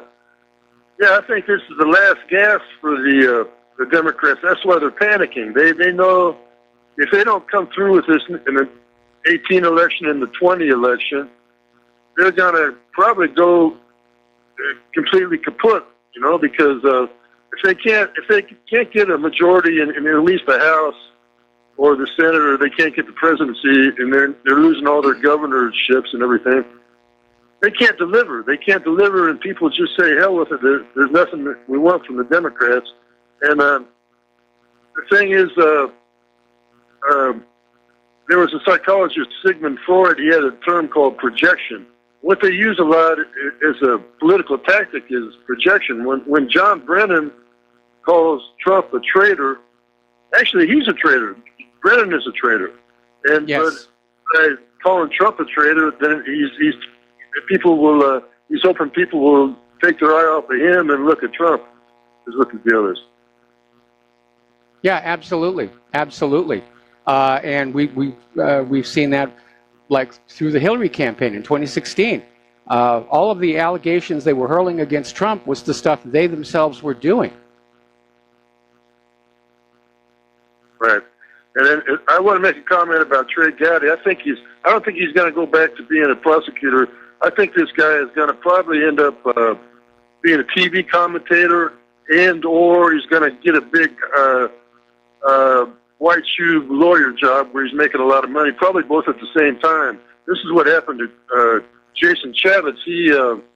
Nobody could understand why he retired all of a sudden. Well, he got a good job there with much easier job where he just has to show up once in a while at Fox News and talk a little bit. He probably makes a hell of a lot more money than he did as a congressman. I'll let you go, Mike. Thank you.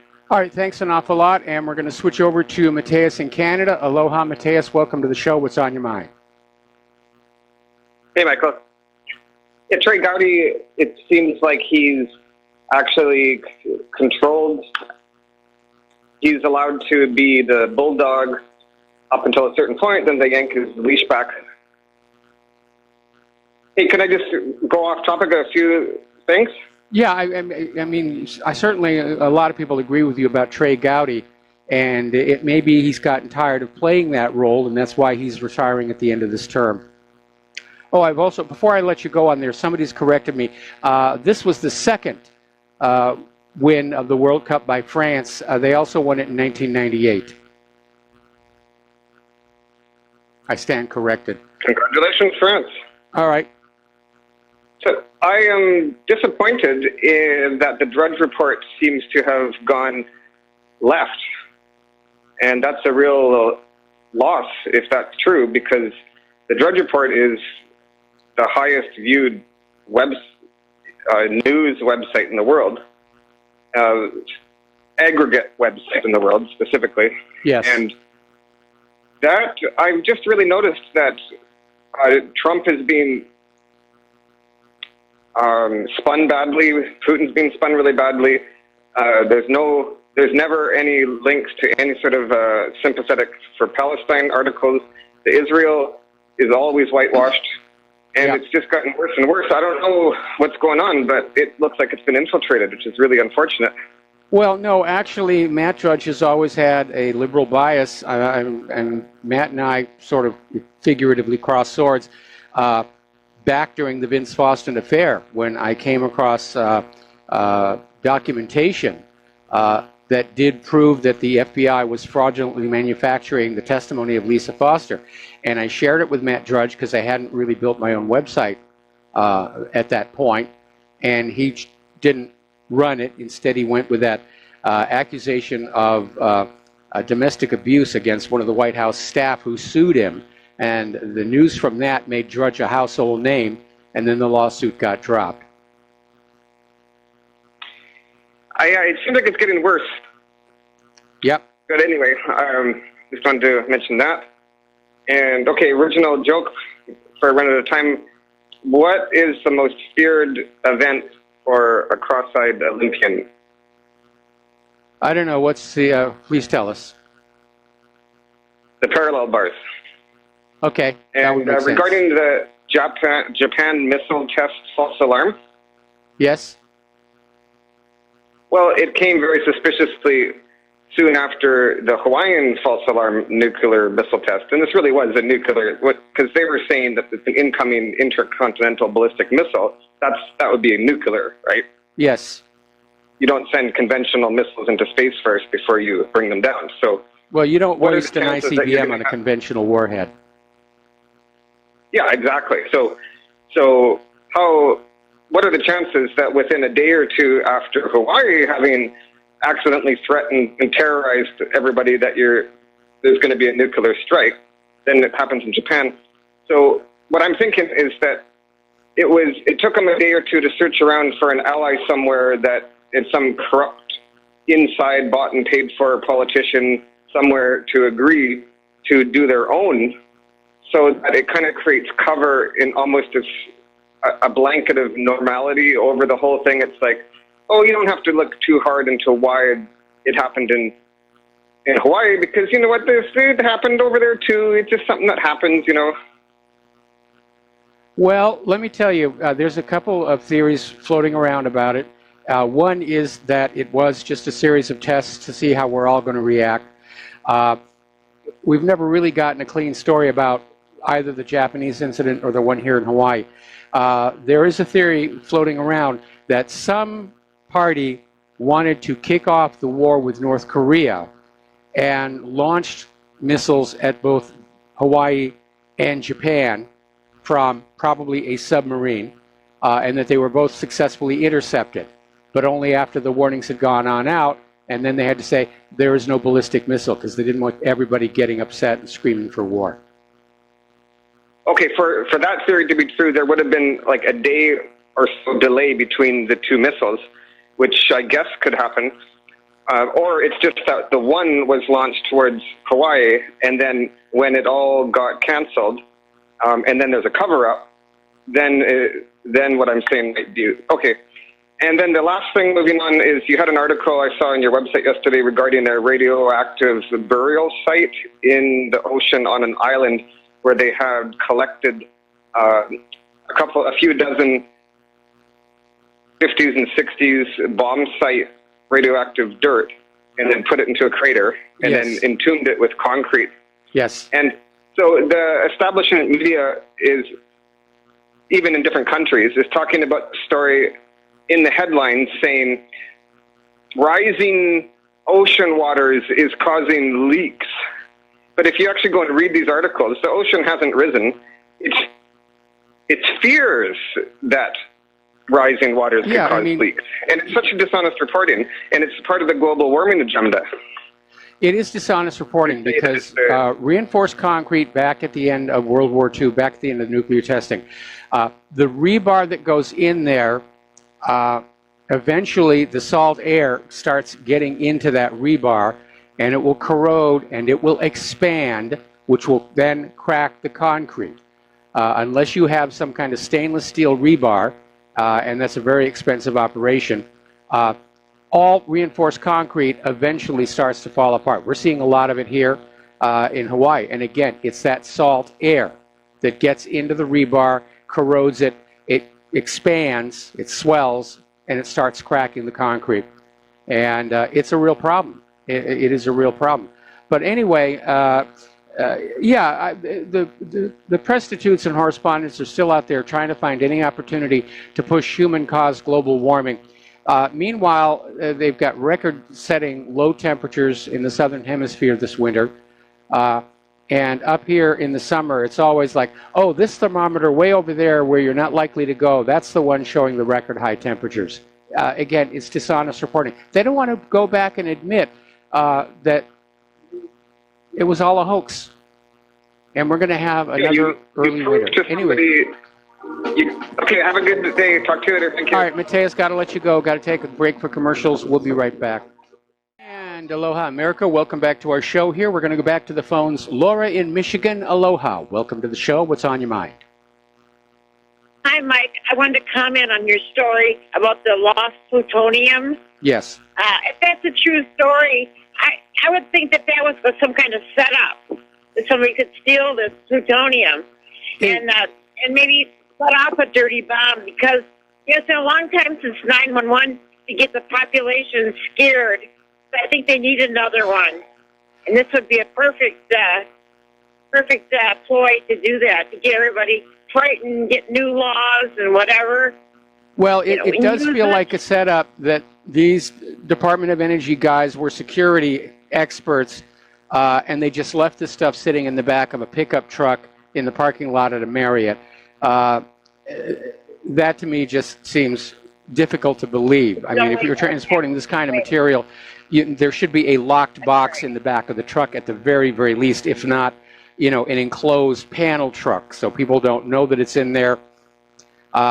It does feel a little bit wanky. But I do want to talk a little bit about this idea of a dirty bomb, because it sounds scary, but it isn't really all that dangerous. The explosive component of the bomb is the real danger. And yes, if you have managed to get your radioactive material into some kind of a powdered form, you can scatter it around with a bomb. But it's only going to go as far as the initial bomb blast itself. And we're talking, depending upon how big that bomb is, could be, 50 feet, 100 feet. It's not really a weapon of mass destruction that's going to wipe out an entire city. And, obviously, people who are exposed would have to be decontaminated, and the area would have to be cleaned up. But it's more a propaganda device than it is a real weapon. Even a small explosion, it would be enough to frighten the American people again into accepting things they normally wouldn't accept. Yep. We may be coming up on that. Well, we may be coming up on that kind of a period here, because the war agenda, they're still trying to push forward. We could actually see a coup d'etat against Donald Trump, and they're going to have to get the American people to sit down and say, okay, we're going to go along with this because it's our best option. See, the school shootings haven't really gotten people riled up enough. They need something bigger. Well, I think that people are realizing the school shootings are a fraud and a fake. Certainly at Sandy Hook, where it's turned out that school wasn't even being used at the time the shooting supposedly took place. We have a government that is willing to kill its own people to get what it wants. I mean, Roosevelt sacrificed the crew of the Arizona to get us into war with Japan. Just wrote them off and said, that's what military people are for. Right. Well, anyway, just something for us to look for. Maybe we can stay it off if everybody talks about it. And it'll keep them from doing that. Because, I don't know. I'm just thinking it's always good to have light shining on something. Yes, it always is. Anyway, Laura, we got to take a break for station identification. Thank you for the phone call. We're going to let you go, and we will be right back.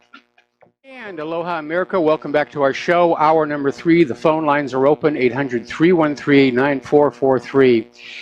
And about 2 weeks ago, I think it was, we ran a story where researchers in Europe had determined that the IQ of young people was in decline.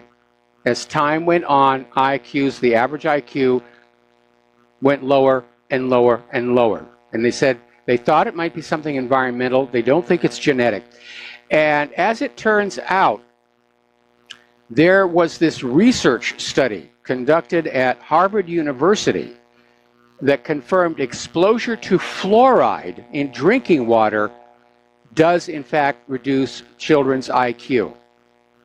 And they basically studied a bunch of children, and they found that children who live in areas with highly fluoridated drinking water have significantly lower IQ scores than those who live in low or zero fluoride areas. And boy, am I glad they don't fluoridate the water out here. All right, so we're going to grab ourselves a phone call. Ben in Florida, aloha. Welcome to the show. What's on your mind? How you doing, Mike? Doing fine. Oh, okay. Name's Ed, not Ben, so it's kind of like caught off guard for a second. Obama purged the military back in 2014, according to some estimates as high as 200 high-ranking military personnel. I'm just curious as whether or not Trump has actually tried to replace these colonels, lieutenant generals, generals, and so forth in the military. Because I really wonder how dependable can the military be in a situation when you have a communist like Obama firing over 200 top military personnel. I mean, how loyal can they be to the country instead of loyal to a party, whether it be a Democrat or a Republican? Yeah, I could see that being an issue, and again, that may indicate that Obama thinks a coup d'état is possible. I don't think so, because at least among the rank and file military of this country, Trump is very popular. He's more popular with them than with the average American citizen. And I agree. Okay. But what concerns me, though, it's not the low grades that actually make the major decisions. I mean, yeah, you can disobey an unlawful order. Yeah, if you want in time of martial law, I don't know what the penalty is, but they did a study back in the 90s how many Marines would actually fire upon American citizens. You remember that survey? Yeah, it was called the Combat Arms Survey, and it was a test given to all Marines because they're exempt from posse comitatus. And as a matter of fact, I knew one of the gentlemen who took that test out at 29 Palms because after he'd gotten out of the Marines, he came to Hollywood. He was working as a graphic artist, and we worked together on a couple of projects. Really nice guy.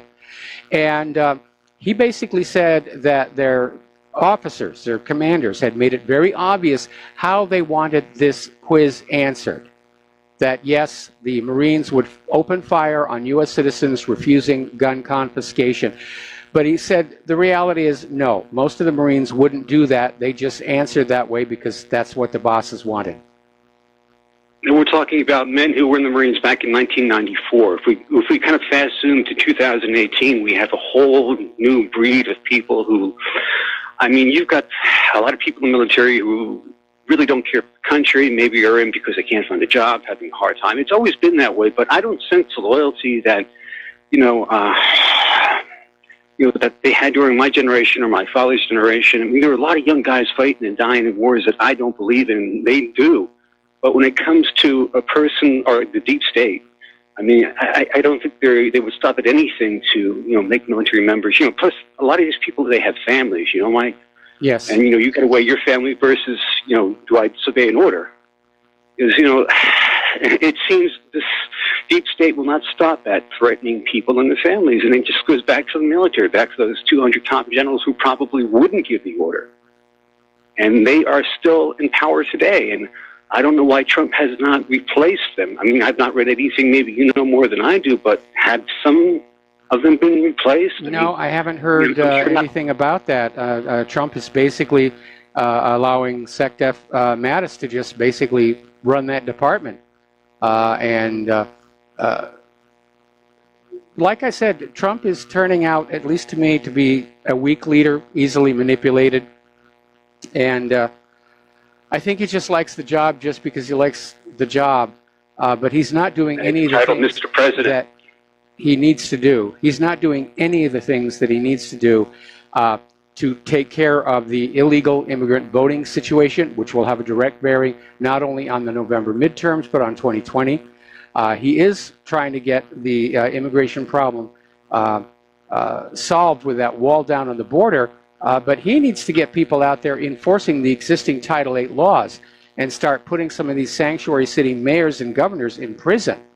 And he's got to get the election system overhauled completely so that it's a lot less crooked. Now, there'll always be ways to rig elections, but this one is set up to steal elections.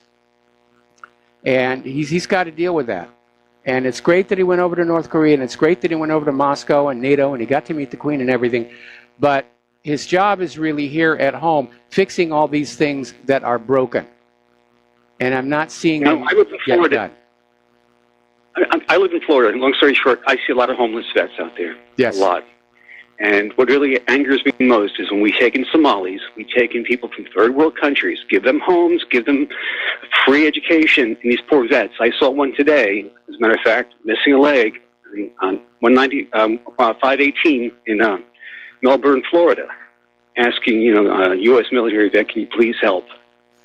I mean, what have we come to when we have to have our vets begging in the streets while we support all these people who hate America and what we stand for.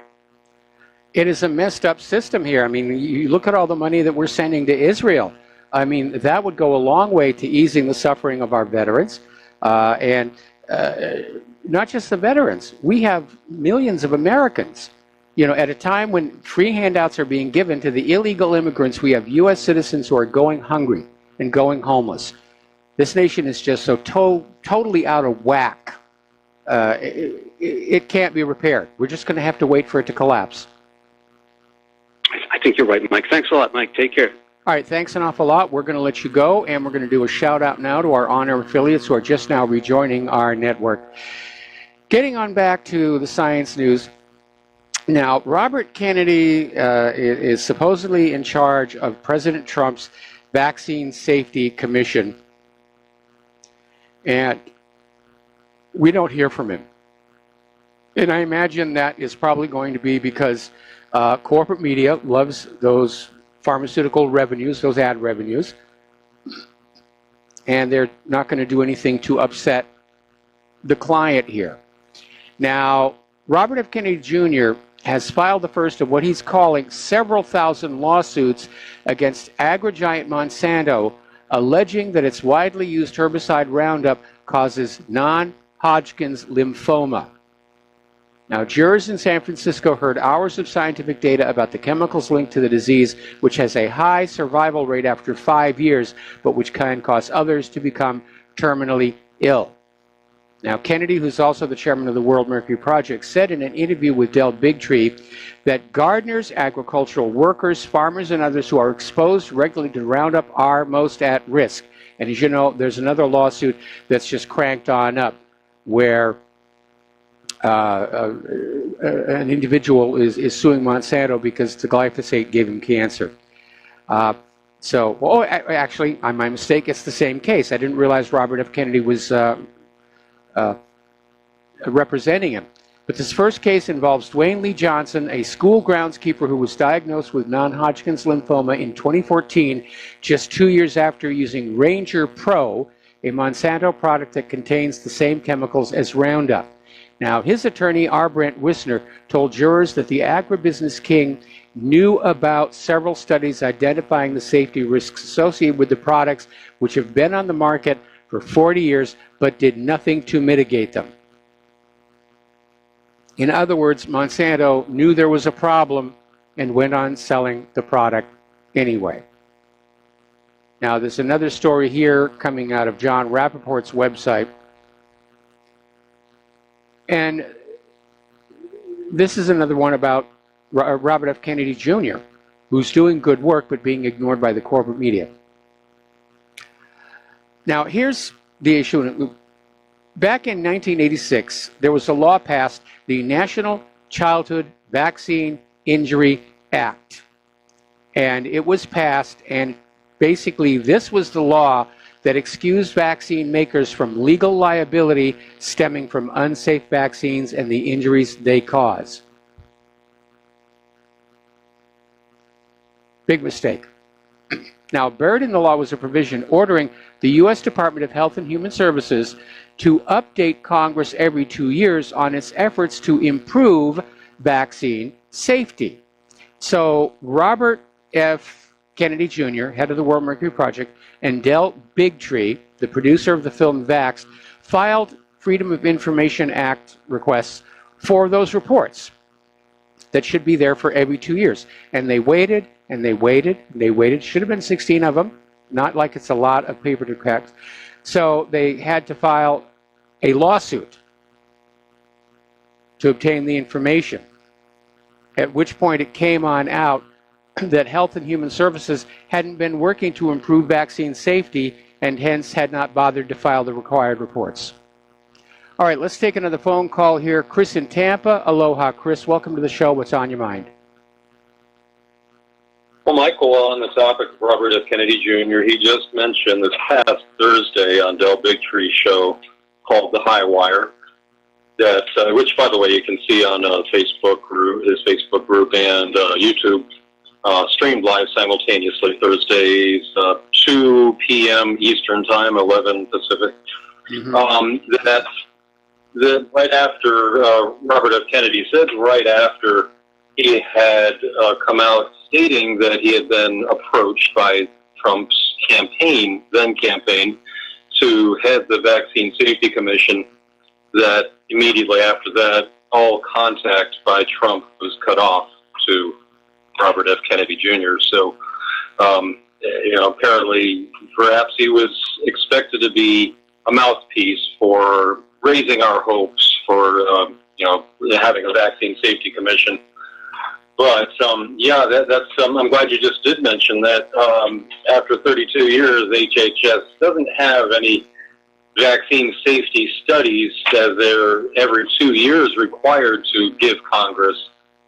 So you have to ask, well, who's been writing the vaccine inserts all this time? I mean, I know it's the companies who produce the vaccines, and I'm surprised that they make it. They do. They confess so many problems, sudden infant death syndrome or many other conditions and diseases. But how many more would be listed in those inserts if HHS had been doing the studies and delivering them to Congress every 2 years as required? So, we have a really debt of gratitude to pay to Informed Consent Action Network there. That's Del Big Trees and Robert F. Kennedy's organization that he's representing. Well, the real tragedy is that every one of those warnings that is in the package insert for any medication is usually the result of a lawsuit or an attempted lawsuit or a definite tragedy where it's happened so many times the drug manufacturers have to put it in there. And they don't want to. They don't want to have that. I mean, there are some laws trying to basically tell us about adverse effects. And when you see one of those glitzy TV commercials, you'll see it where there's this rapidly talking person at the end saying all the unpleasant things that could happen if you take this medication, including you might actually possibly die. And the advertisers don't want to put that in there. It is required by the law. And all of those contraindications are usually arrived at by university studies or as the result of a lawsuit. The pharmaceutical industries would like that to go away because they're just out there to sell more and more product. And they don't want you worried that you're going to get an adverse reaction. My concern is when you get to the idea of unknown adverse reactions, if whether some of these many chronic conditions that we seem to have here in the 21st century are in fact themselves adverse vaccine reactions. If you look at eczema, for example, which is clearly related to the immune system going out of whack. And then you wonder, did some earlier vaccine throw the immune system out of whack? We know that peanut anaphylaxis is linked to the peanut oil used as an adjuvant. And so we're in this little mechanism where they mandate you take a vaccine, the vaccine makes you sick, then they sell you more pills and medications to basically cure the symptoms rather than treat the cause. Absolutely, and it's astonishing how many problems our chronic illness has gone up. That I know Robert F. Kennedy Jr. mentioned, and WorldMercuryProject.org, I believe, is the site. Since the children under 12 having such increased incidence of chronic illness, I hate to mention it without having the statistics, but suffice it to say, it's dramatic. But, it's the proof that autism and other developmental orders are not genetic is the fact that they can be cured, they can be alleviated to some degree. If they were genetic, then you wouldn't be able to fix autism. You wouldn't be able to, detoxify, recover from it. Yeah, that's but a good I point. wanted to, to give people hope that there are so many groups out there that are helping folks do that. Maybe calcium bentonite clay is one really good way to detox from heavy metals, but there are several others. There's the Andy Cutler protocol and several other items that you can take. I know that'd be a whole other show. but to give people hope, because I've spoken to people who have a child with autism or an adult child with autism, and then they won't admit that it was coincidental with the vaccines, especially hitting them hard after the 18-month of the vaccines that the babies get at 18 months, hitting the hardest. So, once that's brought up, then you can let them know that they have a lot of support out there, a lot of Facebook groups and websites, and I might as well just mention the links page. We have a lot listed at wearechangetampa.org on the links page. We have quite a few dozens of links and documentaries and books and Facebook groups. And ICanDecide.org is Del Bigtree's organization. That's ICAN for Informed Consent Action Network. ICanDecide.org, and you can see the information you're just covering under the government page, the government tab, the filings of the stipulation from July 6th, where they settled and HHS admitted that they haven't been collecting data on vaccine adverse reactions for the past 32 years. Yeah, but the problem is, there's no money to fund research because the big pharmaceutical companies don't want that. And unfortunately, whoever controls the funding controls the science. In fact, they call it the golden rule of science. Whoever controls the gold controls the science. And right now, science is for sale. We've seen that there was that completely bogus study that came out of the CDC that claimed there was no link between autism and vaccines. And the lead author of that study then went public and said it was a complete hoax, complete fake. CDC is not a government agency. It's not a charity. It's a private for-profit corporation, and they own something like 57 patents on vaccines, from which they make $4.5 billion every single year. And so, again, the government agencies that are supposed to be looking out for the welfare of the American people, they're AWOL. They think they're supposed to be working for these companies and help them operate as marketing groups. Anyway, listen, Chris, thank you very much for the phone call. We're going to let you go. We're coming up here in a commercial break, coming here down to the bottom of the hour, and we will be right back after these words from our sponsors. And aloha, America. Welcome back to our show here. And as you know, because of our volcano, which is still volcanoing, our tourism has declined. And now it turns out we've got another issue. So for those of you who are thinking about coming on out here, and the Hawaii Tourism Authority is not going to like me reporting this story, it turns out Hawaii has one of the highest rates of antibiotic-resistant gonorrhea in the country, according to staff at the Hawaii Health and Harm Reduction Clinic in Kaka'ako. And this mutated STD was first detected here in the islands in 2016. And according to Jefferson Remo, the Hawaii Health Clinic's STD program coordinator, it's becoming increasingly difficult to treat. And he says they have a lot of people from Southeast Asia who get treated or treat themselves with the wrong antibiotics. And if you don't finish your antibiotics, or if you're taking the wrong ones, the bacteria is able to build resistance. And by the way, that applies to all antibiotics. If you have an infection and you're given an antibiotic, the nurse practitioner or the doctor is going to say, make sure you finish it all. Because after a few days of taking the antibiotics, you're going to feel better. You're going to feel like you're over the illness. You are not, because the bacteria is still in there. And if you don't finish the antibiotic prescription, then it will come back and it will be harder to kill the next time. All right, let's go to the phones here. Peter in Dallas, aloha. Welcome to the show. What's on your mind? Hi, Michael. Thanks for the good work. Maybe you can help me out. I had a friend who insisted that the CDC was a federal agency. I went into their website. I searched around. I found, and I think, and I'm not sure, but basically I think that there are two CDCs. One is associated with the federal government, and there's one that isn't. And it was very difficult to understand what they were talking about.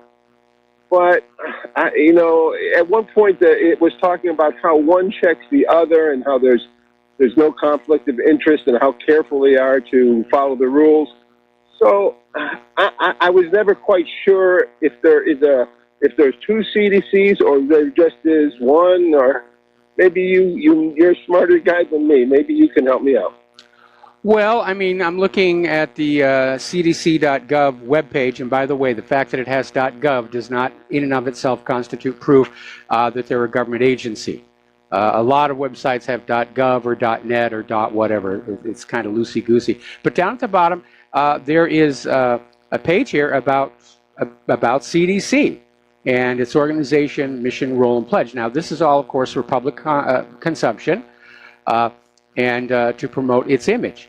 But lately, its image has been rather battered, first of all, by the exposure of that bogus study on autism and vaccines that was discredited, and the revelation that it is not unbiased in the area of vaccines because it owns so many patents for vaccines that it's making money from.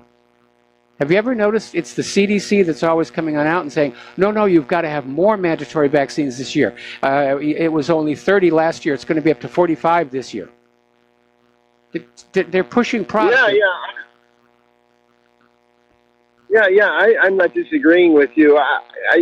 You're confirming basically what I believe, that there is only one CDC. It is a private corporation, and there isn't another thing called the CDC that's associated with the federal government. No, it's a private for-profit business, and they get most of their money from vaccine sales and from the big pharmaceutical companies themselves. Okay, thank you, Michael. All right, thanks an awful lot. So, let's see. Apparently, the company that makes what's described as the Cadillac Ambien nasal spray has hiked the price by 800%. Now, if you'll remember, Donald Trump was trying to get prescription medications down, and here we have these drug companies openly in defiance of him and just shoving up these prices for these medications to the point where even with insurance, people can't afford these things. And so you've got this Raymond James and Associates drug companies have raised prices 3,653 times on 1,045 drugs so far this year. Now, normally drug companies will do one round of price increases in January and another in early summer. So it's more price gouging. It's like that guy who got the EpiPen, made it hugely expensive. Now, here's a little bit of good news. Federal authorities arrested the billionaire founder and owner of Insys Therapeutics on charges of bribing doctors and pain clinics into prescribing his company's fentanyl products to their patients. Fentanyl is a synthetic opioid. And right now, opioids are claiming over 64,000 lives a year in the U.S. alone. And we're talking prescription opioids because these things are addictive. These pharmaceutical companies are bribing doctors to turn their patients into addicts for profit reasons. We'll be right back. Join us on the air, 800-313-9443. And aloha, America. Welcome back to the show here. And somebody just mailed me a very interesting article, and this is actually from the worldmercuryproject.org, which is Robert F. Kennedy Jr.'s website. And it cites a study that somebody did up in Canada that showed that there is more autism in regions where vaccine coverage is highest. Now, we've been seeing that here in the United States for quite a long time. And I think one of the reasons to make vaccines mandatory is to get rid of that embarrassment that unvaccinated people are healthier. But it's another confirmation. The more vaccines are being used, the more the children are being damaged. But it makes money, and that makes it okay. Got something against capitalism? All right, now. Apparently, the gene editing tool CRISPR is in the news again. As you know, when it first came along, it was found to be making edits in other parts of the gene where it wasn't supposed to. Then they tried to fix that. But apparently they're still having issues where there are new safety fears over this gene editing tool because it's causing unwanted mutations in DNA that may prove dangerous, and the degree of the risk has been seriously underestimated, warning researchers. And this is the CRISPR-Cas9 technology, and they've discovered evidence that this tool causes unwanted mutations and is much less safe than once thought. Now, one of the things CRISPR might be used for is to snip damaging genes from children before they are even born, such as those that cause Huntington's disease or blindness. Well, you're talking about gene editing at the point of conception, because once the cells start to divide, you can't go back and rewrite all of them. So we're getting into the age of designer babies. But again, DNA is incredibly self-referential. That's how so much information gets packed into such a little, relatively tiny molecule. And the problem is when you go in and you edit the genome, then other parts of the genome that reference that place that got edited, they will behave differently as well. And as I said, the benign example is the corn stalks on Roundup Ready corn are much tougher than the natural variety, and farmers who are growing the Roundup Ready corn have to get Kevlar belted tires for their tractors, or they'll get punctured. So very benign, low-key example, but it does indicate there's a risk out there. And now they're saying that, well, apparently there was a trial done last month suggesting CRISPR could actually cause cancer by making cells less able to repair their own DNA. Okay, hang on a second. Okay. Somebody called in and said that CDC is a government agency under Health and Human Services, but the line between big government and big business gets blurred under fascism here.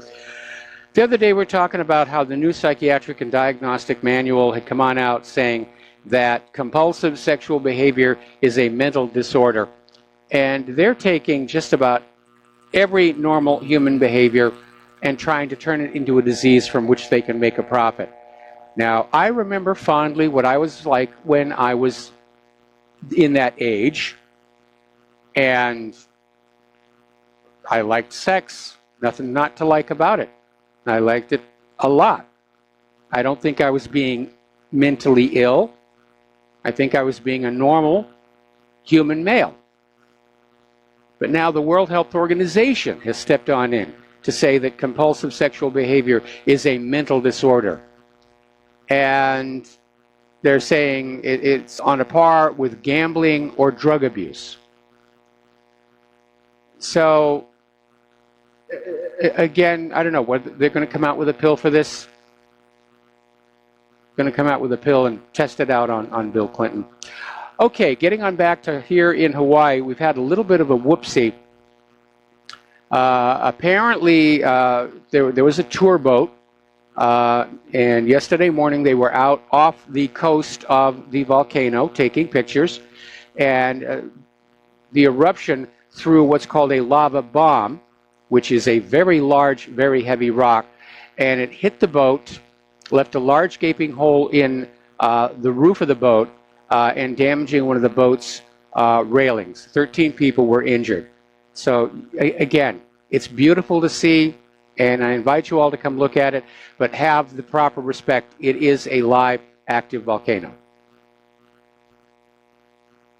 So now then, over at Yellowstone, some people are getting a little nervous over there. Now, about a month ago, we were reporting on the behavior of what's called the steamboat geyser. And the steamboat geyser historically erupts like maybe once every year and a half, 2 years. And all of a sudden, it started getting really active. It's been erupting quite a bit. And now, apparently, a 100-foot-long fissure near the Yellowstone supervolcano has opened up and has resulted in the closure of parts of Teton National Park. And there are concerns that there may be some kind of an event about to happen there. There's certainly a lot of volcanic events happening around the Rim of Fire, although the USGS says overall there's no increase, it's just the normal. The perception is certainly that the planet is rocking and rolling here. Anyway, so back to Teton National Park. They've issued a statement regarding the newly opened fissure. Hidden Falls and Inspiration Point areas are currently closed due to the elevated potential for rockfall. And that's a very real risk. I remember a couple of years ago when some hikers at Yosemite got hit by a landslide. So it's unknown how long the closure will be in effect. Geologists are monitoring the buttress for movement and have initiated a risk assessment for the area. I remember after the big Northridge quake in Los Angeles, Southern California, and I was driving up in the Angeles Crest, and I saw a lot of big boulders that had just tipped forward, and there were big cracks behind them. You know, eventually they had to go on up there and either put them back in place or bring them down here. Australia has been hit with the coldest weather spell in 25 years. And apparently temperatures plummeted on the east coast of Marangaroo to a low of minus 11.1 degrees centigrade. And we're looking at global cooling. Ski fans are happy down in New Zealand and Australia, out in the Blue Mountains. They're happy. It's an epic winter. But they're still pushing that whole global warming. Well, they're calling it climate change now. But they're still pushing the warming because they want to link it to carbon dioxide and tax you for the carbon dioxide.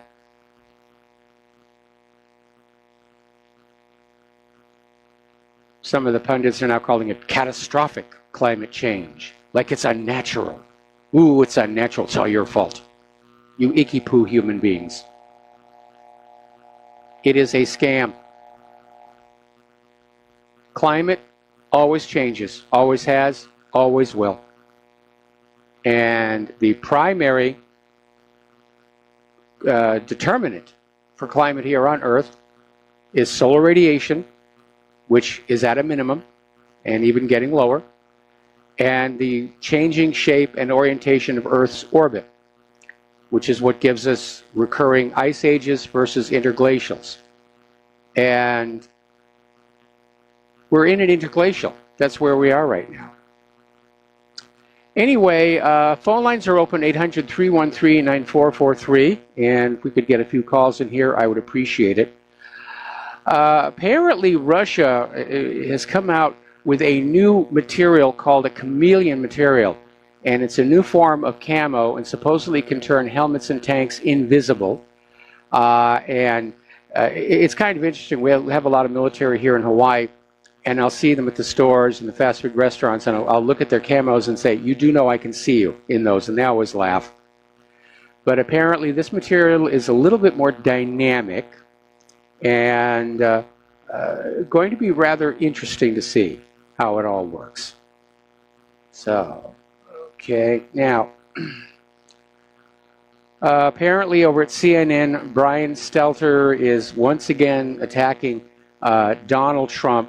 They're all screaming about him being a traitor. And I got to tell you, the parallels to what's going on with Trump versus what went on with John F. Kennedy, the way they were calling him a traitor for wanting to taunt with the Soviet Union. Kennedy wanted to end the space race. He wanted a partnership between the U.S. and the Soviet Union going to the moon together. And the war hawks hated him for it. So, okay, apparently there's a report coming from Jim Stone. Israel is preparing to attack Gaza very, very badly to cover for Putin's remarks about Hillary. They want the story about Hillary's $400 million gone. So, again, change the focus, change the story. Following the bombing of the barracks in Beirut, Lebanon, and the death of all those Marines, 24 hours later, the U.S. invades Grenada to rescue some medical students. Give the media something to look at other than what they wanted to be there. Remember connoitization? When the U.S. was planning the wars in Afghanistan and Iraq in early 2001, we were all getting Gary Condit. Where's Chandra Levy? Is she still alive? And they just focused on Gary Condit so that nobody was paying attention to the fact that newspapers in other countries were already out there saying, yes, the U.S. will be invading Afghanistan in October of this year. So we were all taken by surprise. If you've never seen the movie Wag the Dog, you need to see it. Even though it's got Robert De Niro in it, and I know he has fallen from grace here. But remember when Monica Lewinsky was interviewed by Congress about the blue stained dress?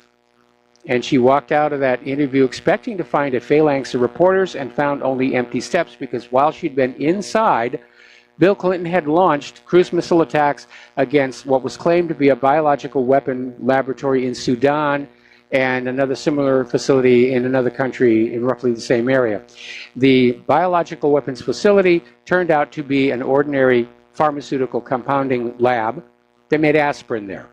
And they sued successfully for the reconstruction of their facility.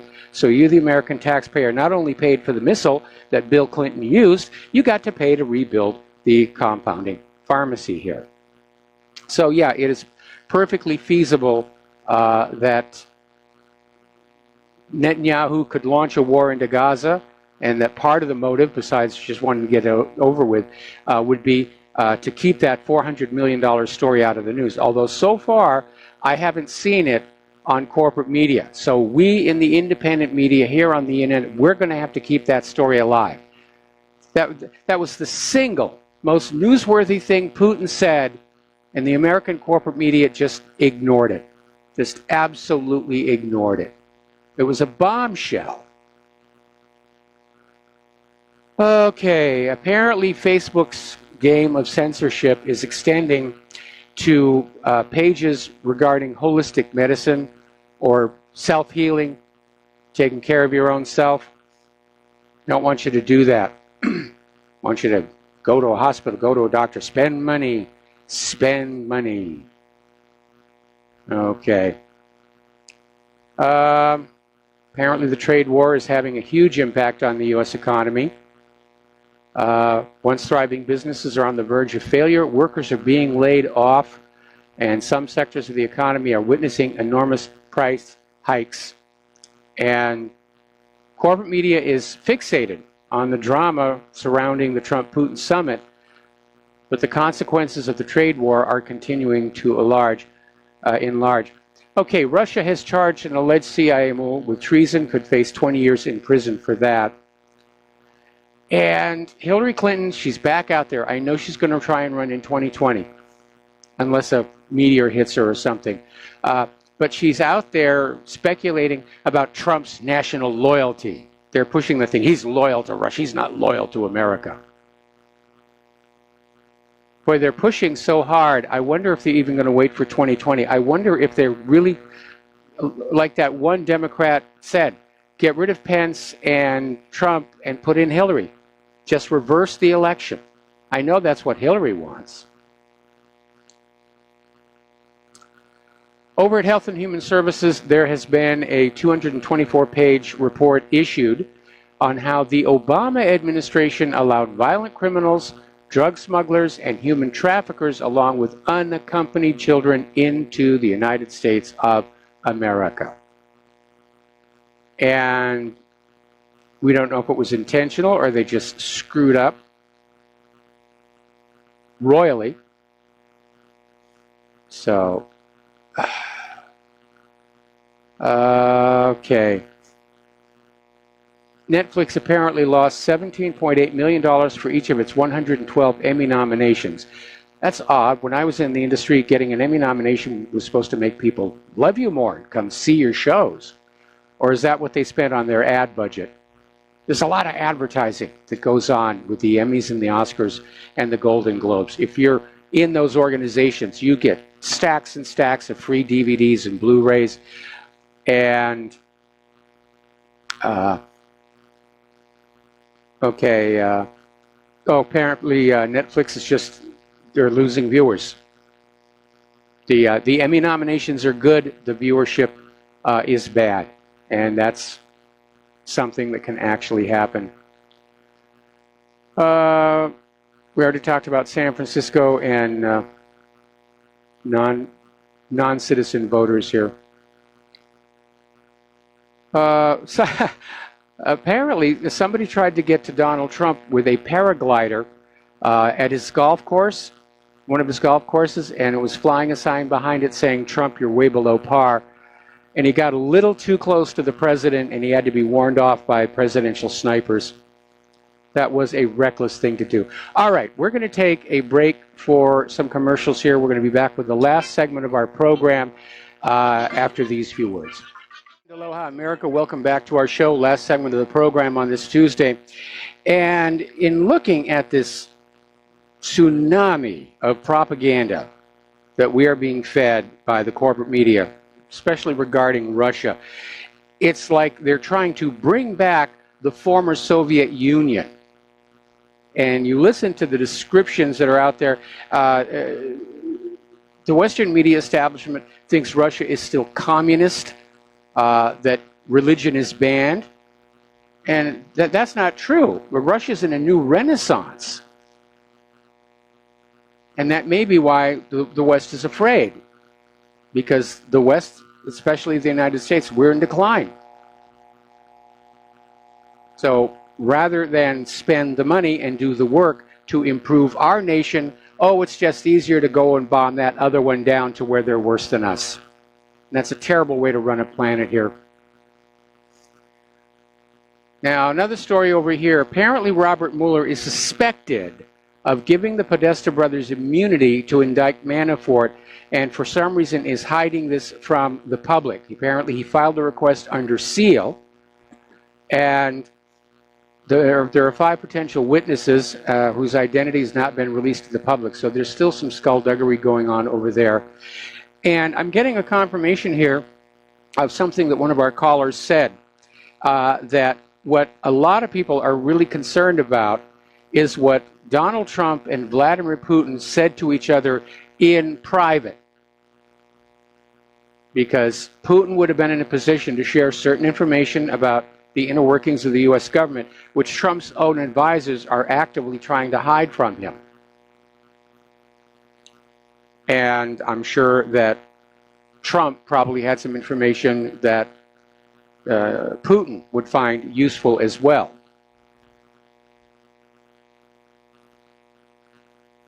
That's why everybody's out trying to stop this thing. I mean, CNN went on out and said Trump should cancel all of his meetings with Vladimir Putin until Russia takes demonstrable and transparent steps to prove they won't interfere in future elections. CNN, you prove they interfered in the last one.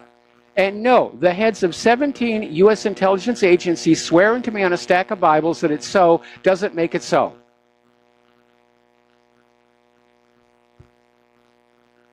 Not after the many times we've been lied to by this government. They're really pushing this just as hard as they can. And finally, as you know, Real Video, it's a website. It is a censorship-free alternative to YouTube. I'm going to be moving my show and my videos over to it. They've got a documentary out now, The Deep State Strikes Back, the first episode. There's a link to it, to the page on my main page, and it's a really good look at Spygate and what is going down. And so make a point of trying to see that one. Anyway, there's the music. Time for me to get out of here and get something useful done with the rest of the day. Please stay tuned for John Stedmiller. I'm sure he's going to have lots of interesting things to share with you. Please share what you learn here and on the website with everyone you can. We've got to get this information going on out there. We've got to shout down the corporate media's lies. Please donate to Republic Broadcasting. Please donate to whatreallyhappened.com. We'll be back here tomorrow. Aloha, America.